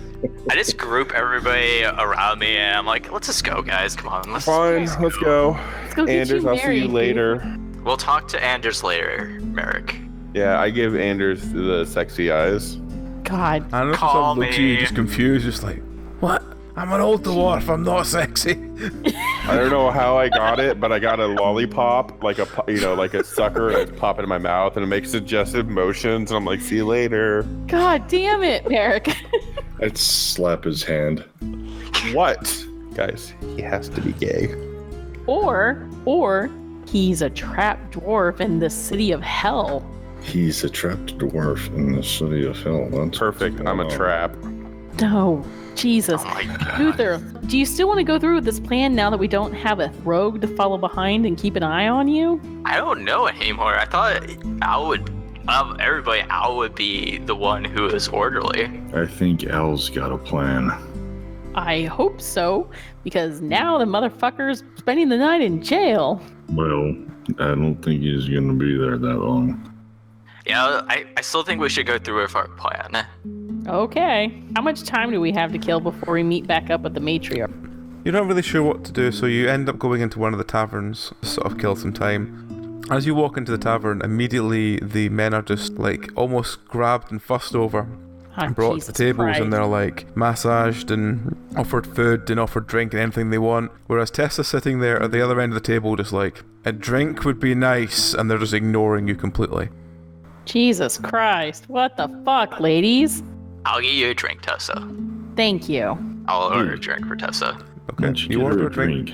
You order a drink for Tessa. The girls come back and they put like a glass of what looks like it's like very green, strong smelling alcohol in front of you. It smells like pine. The fuck is this? Oh, Don't this is drink it. Vetsina. We make this ourselves. Yeah, I know, but what is it? What's in this? Why is it green? Oh, it's just, pine flavored alcohol. What? Oh, It's the a thing we tree make green? ourselves. It's our, it's one of the pastimes. It's one of the things we use with our religious fervor, that we channel it into making this marvelous alcohol. It can be used for so many things. Hey, guys. Yeah. Guys, Fine. I I wouldn't sniff eat it. or drink anything here. You remember on the way up here, the women at the lake were pulling fish and they're cutting pieces off. I'm No, not but it's drinking or drink. eating. Yeah, I know, but you can turn fish juice into drink. I'm not touching this stuff. You don't I have to. sniff it. It smells very strongly like pine. Ugh. I can't turn down alcohol though. I shoot it real quick. Don't You drink. shoot it back, you immediately feel your legs wobble under you, even if you're sitting down. Oh fuck. Oh, I shouldn't have shot it, guys. Am I going down? Are you dead? You're able to sit in the chair, but you're sort of like looking around, and it's just like, whoa, this is fucking strong. And as you do that, they bring up another bottle and sort of set it next to your glass and go, fair enough. Oh. Tess, are you okay? Wait, they set the bottle down in front of me? They set the bottle down Oh, next to your no. empty glass. Oh god, they want you to die. Fuck. Guys. I take the bottle from Tessa. No, I gotta have another drink. I can't waste it. No. Tessa, We kind of need you here. You are gonna be the one who chooses my bride. Oh, that's right. I gotta stay. So actually, I'd probably do a better job choosing your bride if I was drunk. Well, are you drunk? Well, give me back the bottle. Well, no. Are you drunk? Well, not now. Not yet. I mean, I'm getting there. That had a kick. Is she drunk from this? She's not that drunk, but she's drunk enough that when she stands up, she'll sway a bit, but she burps and it smells basically like air freshener. Ugh. I'm so sorry, guys. I think you had enough. But I gave you one drink. That's good. If we make it through the rest of the night, I'll give you the rest of the bottle. But okay. I look longingly at the You better bottle. pick me a really good bride. That's all I'm saying. So, now you've had your food and stuff, they go, oh, well, we need to show you your rooms as well. So they take all the men upstairs. I need a and room they as well. show them individual, these, Bitches. really nice, very comfortable looking, double bed size rooms. Incredibly relaxed and comfortable. And as sort of Tessa's like, where's my room? They sort of shove this door at the side and it leads to this, very moth-eaten bed. And they go, you're in there. God. What the fuck? Well, that's not cool. Is it only one bed? It's Like one Tessa's bed? room. It's a single bed, and it looks like in a very dark cellar, and it's very moth-eaten. It's Cinderella's fucking room. What are our rooms like? Merrick's, Your rooms are Regina's, all and us? very large, comfortable looking, very comfortable bed. Just the whole room is just sort of a nice place to be, if you know what I mean. But you'll also notice at the end of the bed there is a couple of crates, and the crates are all bottles of this Retsina. Oh no. No. And also in Tessa's room there is also a crate of Retsina. All Oh right. my god. Well, I guess that's the only thing to console me. So I crack open the bottle and take another swig. God dang it, my dumb bride bitch. chooser. You are my bride chooser. What is wrong with you? I am gonna choose you the bestest woman ever. Okay. So You're gonna give me my Molimoto from Harry Potter. That's how this is gonna end up. So, at a certain point happens, you decide it's time to go choose your bride. So, you and Tessa... I just walk in and kick open his Yep. door, and I'm So like, you and- hey, Guther, let's go get your womans. So, Guther and Tessa Womans. stagger up towards the temple to choose him a bride. And as you sort of walk in, there's 3 or 4 girls sort of sitting around quite smiling as Tessa's like, you're all pretty. And Guther just looks really awkward. Let's do this. Oh my god. Twirl for me. Show me your goods. What is Marek and Regina doing? As the I two think of them have wandered off to find the bride. I'm gonna talk to Regina and just be like, I don't think anyone should be alone, so I think we need to head down to the police station or something and see what the process is. Can we bail him out? If he agrees to maybe marry someone, can he get out? What can we do? Yeah, we should That's a probably brilliant get him idea. Oh, out. shotgun wedding approach, yep.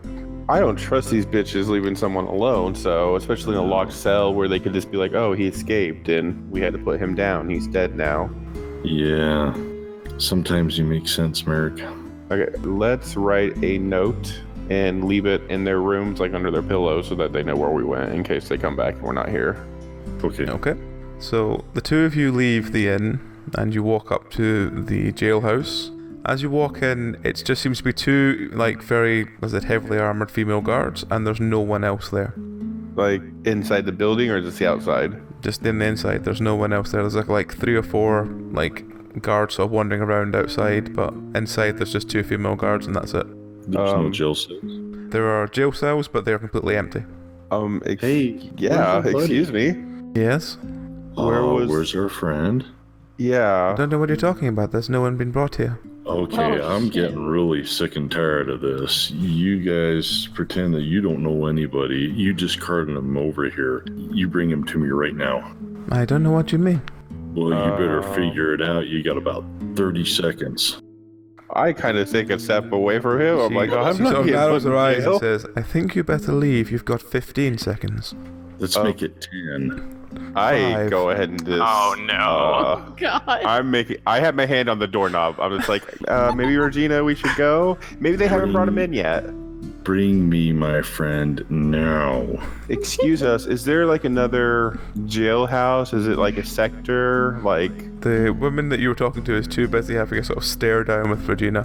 Oh, fuck. I'm Okay. baring all of my teeth. Oh, this Regina. The fisherman has snapped. He hasn't gone fishing in like 4 days. He's freaking out. You said it was worse than alcohol. Oh god. Fishing withdrawal. Regina, sweetie, maybe we could go out and apologize to these nice ladies? No. Oh, okay. This is him. This is not me, okay? Okay, so as Marek kind of backs away and more guards move in and sort of trying to sort of threaten Regina to move him towards one of the jail cells, what is Marek doing? I don't think I can take all these bitches on, so... Merrick, go. Oh no. Oh. Merrick, go find the other two. And this But is then how I'm we going to come lost back the and they're entire going to party. say that you're gone and that you're never here, and I don't know who you are. Now. Oh god. Oh, okay, fine, whatever. Fuck me, right? Okay. I go and find them. Okay, you run up to the temple. The temple doors are locked and you frantically bang on them. The doors are answered by a sort of very confused or pregnant woman who goes, yes? I need to find my friends who are in there picking out a wife, the dwarf woman, and... They open the door and they go, there's no one here. And as you look inside, there's no one there. God! No! No! I'm alone! And as you kind of look around panically, you feel a sort of and everything goes black. Ah! Did we just die? Good. We fucked up! Where did we go wrong? Can we I just want a bride. So, we split the spin party. on a couple of hours. Tessa wakes up. Uh-oh. All she can taste in her mouth is like she's been chewing an air freshener. She blearily looks straight ahead of her, and all she can see is people standing around in black robes. She's like, what the fuck's this? The fuck? And she looks to the side and she sees this. It's like 3 or 4 of these what look like ship's wheels, but they're on their side. And where the spokes are, between the spokes, there seems to be men tied between them. Uh-oh. And she notices tied to the wheel, there is Al, Gunther, Regina, and Marek, all stripped completely naked, drunk on Retsina, and tied to the wheel. So Tessa is now stuck in a cage, That's watching alright, what the I'll fuck's just- going on, while the rest of you are all drunk, been knocked out and like basically kept drunk with alcohol attached to this wheel. What the fuck? As she goes, like, what the fuck's going on? She hears a gong sound and she looks to the middle of the room where the matriarch seems to be standing with her arms outstretched in front of what looks like a giant aqueduct. What the fuck? So, at this point, the matriarch holds her arms open and says, ladies, ladies, it is time. Let us begin the ritual. And at this But can I- point, a lot Oh, of the shit. women light torches and begin to hold them up into the air. What the fuck? Can I try to break out of my cage? You can, yes? What do I need to do? Just like a strength check or what? For what you have, you still have your gear on you, so you still have a crowbar. You might be able to break through the lock. Okay, yeah, I'll use that. As you start sort of pulling the crowbar and start messing around with the lock, there's about 60 women in the room, all holding torches, and you hear the matriarch, there's like a call and response. So I'll try and emphasize the bits of which are which. May the mother bless you, and bless us all. What the We fuck? we raise our face to hers, that she may look upon our hearts. We praise her name, we bless her name forever. Ladies, on this night, great mother who waits beyond the waves, we petition you with humble yet hopeful hearts. We bring before you these gifts, offered by your daughters on the shore. Grant them peace, guard and govern them, bless them with your glory, that they may be faithful and bring forth your image to the land. Hold within your hands those who have passed beyond the sea, that they may greet us as we greet the water on our final days, with shining eyes and open arms. We pray you accept our humble offering of thanks, guide our days in peace and prosperity. and protect us from the great cold one who seeks to taint your daughters, and drag them down to the deep below, far from your loving eyes. And count us among your chosen.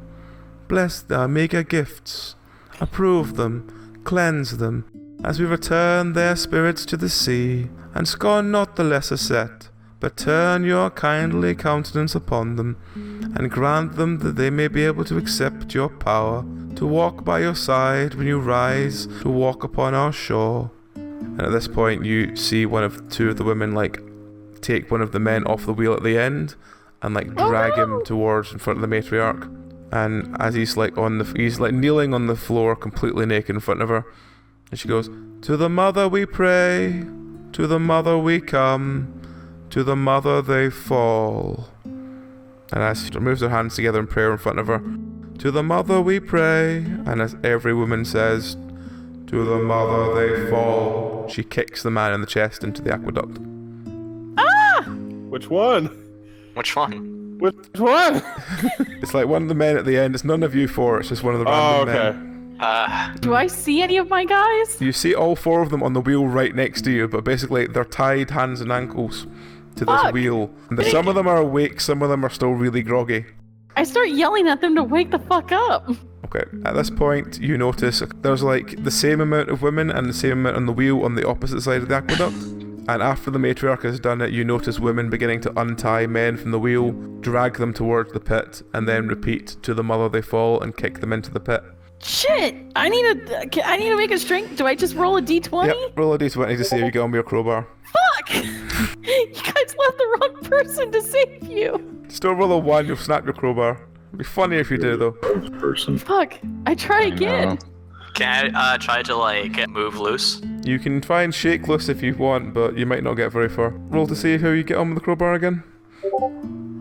Nope, God you don't seem damn to get it. You seem to get closer, but you don't seem to get it. Oh my god! I'm just gonna keep trying. As soon as it's my turn to be brought to the place to get kicked, I'm gonna try to throw myself, throw the women into the hole, if I can do that. You are at the moment, basically all of you are being stripped naked, and some of you are still really drunk in Retsina. Ah, okay, yeah. Who's drunk? It's like you've had this bottle poured down your throat. Yep, there you go. You finally hear the sound of the lock cracking, and Tessa Jesus. finally breaks the lock. She looks over, and at this point, the first wheel has been completely cleared, and the women have started on the second wheel. All your folk are on the fourth wheel at this point. Okay, I rush over to that wheel and start. Are they tied up or Yep, what? they're just tied with rope. I'm gonna start. Whoever's the first person I come up to, I untie him. Okay, so the first person is... That's the bottom one, so it's Regina. I untie Regina. Slap him awake. He's very groggy from the Retsina, but he is awake. I just start beating the shit out of his face, wake the fuck up, bitch! What are you doing? You're gonna be tossed into a hole to a lady monster. Wake up! So, Just give him one more what? good. I hit him again and move on to the next person. Okay. Freaking out. Next one to untie it's Marek. I start untying Merrick, yelling at him. Bitch, we don't got time. You told me to protect your dick. Come on! Wake up! Am I drunk or am I groggy from being knocked out? You're groggy from being knocked out. You didn't have the bottle of Retsina poured down your throat because you were completely unconscious when they dragged you down. You do have a lump in the back of your head though. I know what that bitch feels like now. I'm concussed. Yeah, don't take a nap. They're gonna eat your dick. Come on. Oh no. Oh no. Next to untie it's Al. I start working on him. He is Ow. very drunk in Retsina. They've poured an entire bottle down his throat. You idiot, Owl. This is all your stupid ass fault. Wake up. Tessa, you're so pretty. I just punch him right in the gut to wake him up. I probably didn't feel that, but it's all good. And then Where you the fuck is my It's a daggers? You're punch naked. him, yeah, you just very gently tap him in the stomach and he just giggles at you. I put my fingers in his throat. I do like you guys ever see the movie 21 Jump Street where they put the fingers down each other's throat to make them vomit? I do that with him. I'm like, ugh. And then you unhook Gunther. I go to Guther. Wake up! Dear God, you precious little V card carrying bitch, wake up! Please, for the love of God. Am I awake? You're awake, but you're, again, feeling the effects of Retsina. I slap his precious face. So, Yeah, harder. So you've now freed four naked people, and you've moved off to the side behind one of the pillars. And you watch as the last of the men are like dragged to the middle of this pit and kicked in. And at this point, the water is beginning to bubble. Guys, did you see this shit? Why are we watching? Let's get out of here. Why am I naked? Because I like this movie. Oh my God, Guther. He keeps smacking me. It's me, you idiot. You guys, they're gonna fucking feed you to some lady beyond under the water. You're gonna fucking die. Is she my wife? No, I put my hand Oh, over his mouth. I'm like, shut up, you beautiful son of a bitch. At this point, the matriarch puts her hands together again and says, "Ladies, it is time." And all the women disrobe, and they are completely naked. And at this point, something begins to rise from the water. Uh-oh. Okay. Oh shit. Where are my weapons? It looks humanoid at first, but it's like very grey skin, and as its eyes sort of become more in focus, it shoots back to reveal this thick black pupil and lots and small sharp teeth. And as it rises up in this sort of very muscular form, holding this enormous, like, solid golden trident, it's fishmen. It's lots and lots of very angry-looking fishmen. Uh-oh. Who seem to start making their way towards the women, and let's go procreate. Oh, fuck. Oh, God. I think we just need to bail. I think we know what happened to Dorian. Let's go. Let's go. Okay, so you look to your left, there's a door right at the back you can run through if you want. Can we do it without being spotted? Yeah, I think the women are kind of distracted at the moment, so yes. Then let's do that. I say we pick up Anders and bail.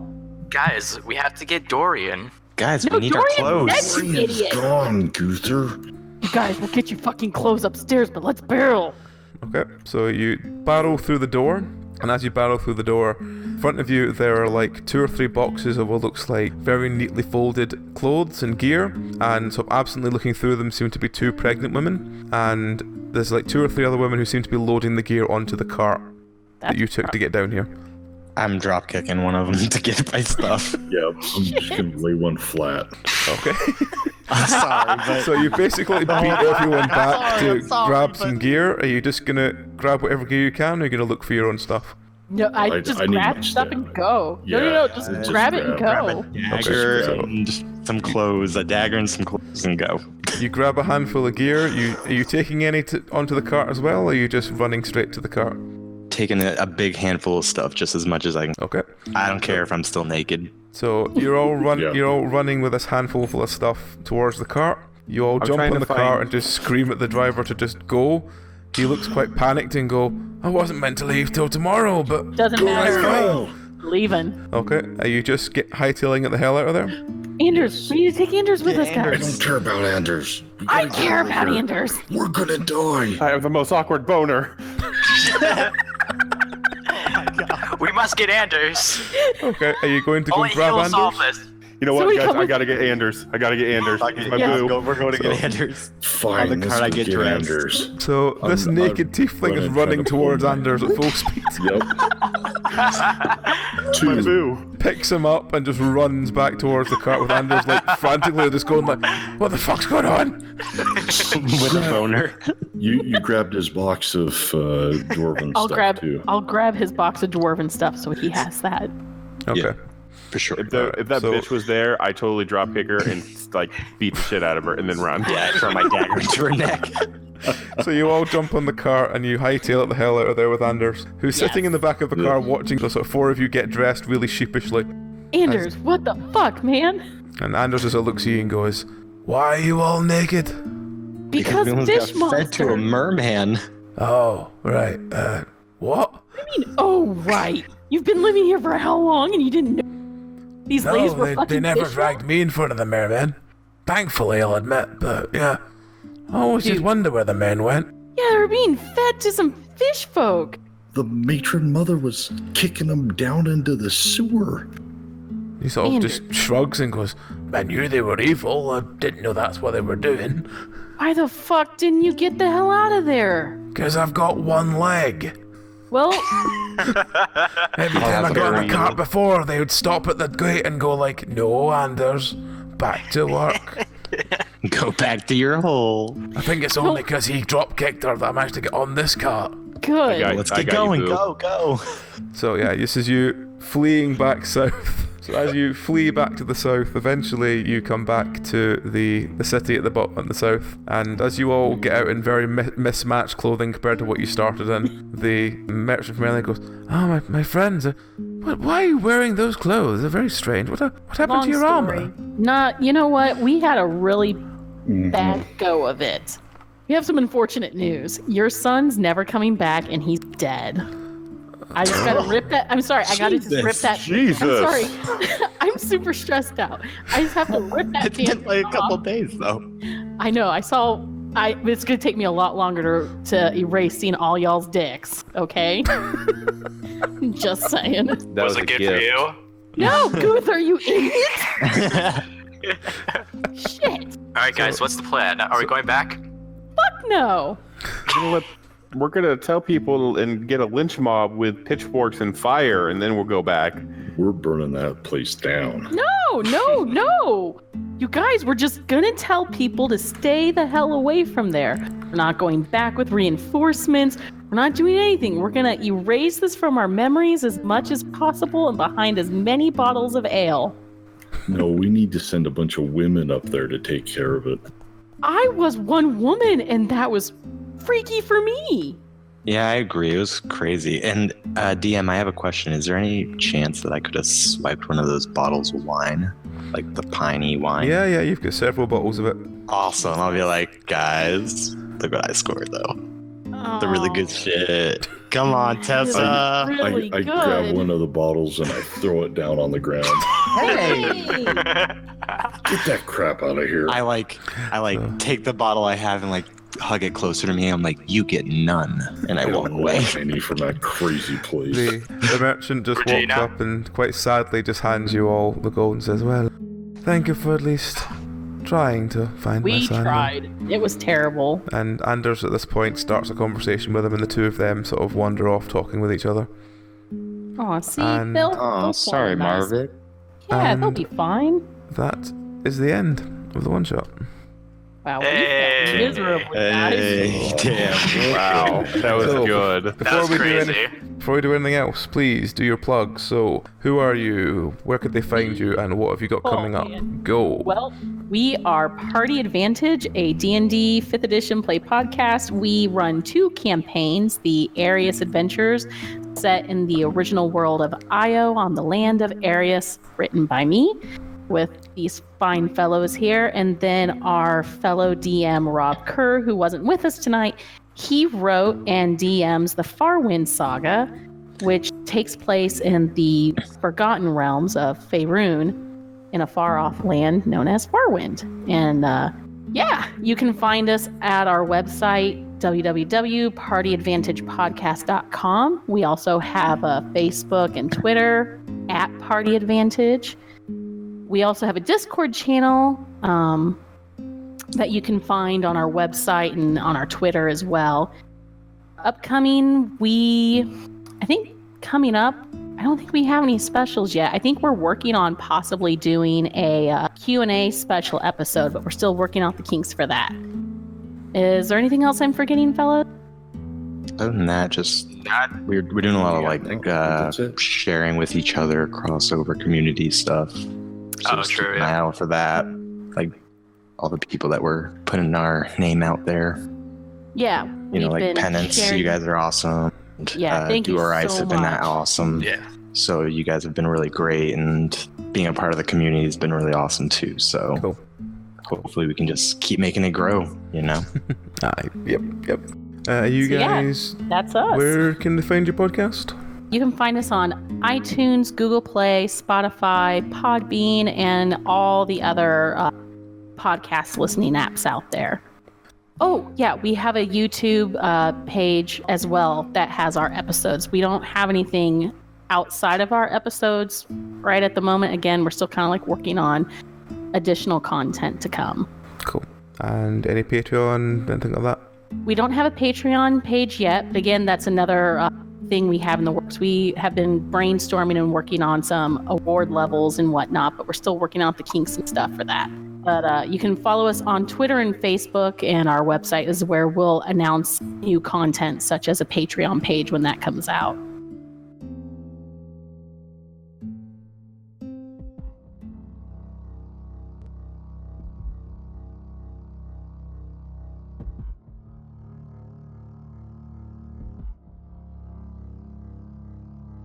And with that, dearest friends, time has run out for our tale with our group of adventurers. We hope you'll join us in taking the time to support those that dare to traverse our dungeons, and maybe even listen to their own bard's tales, for what is a good story if not shared with as many folk as can be sang to. As for ourselves, you can follow the many tales of Penance RPG through both our Twitter or Facebook at Penance RPG. If you would like to support us in our endeavours, we have both a Patreon at patreon.com/penancerpg and Ko-Fi at ko-fi.com/penancerpg. All support, however small it may seem, is gratefully received and will assist us in bringing future projects to your ears. And as the evil that was in the north returns to legend, and as another group are left changed forever, we only have this to say. Good night out there, whatever you are.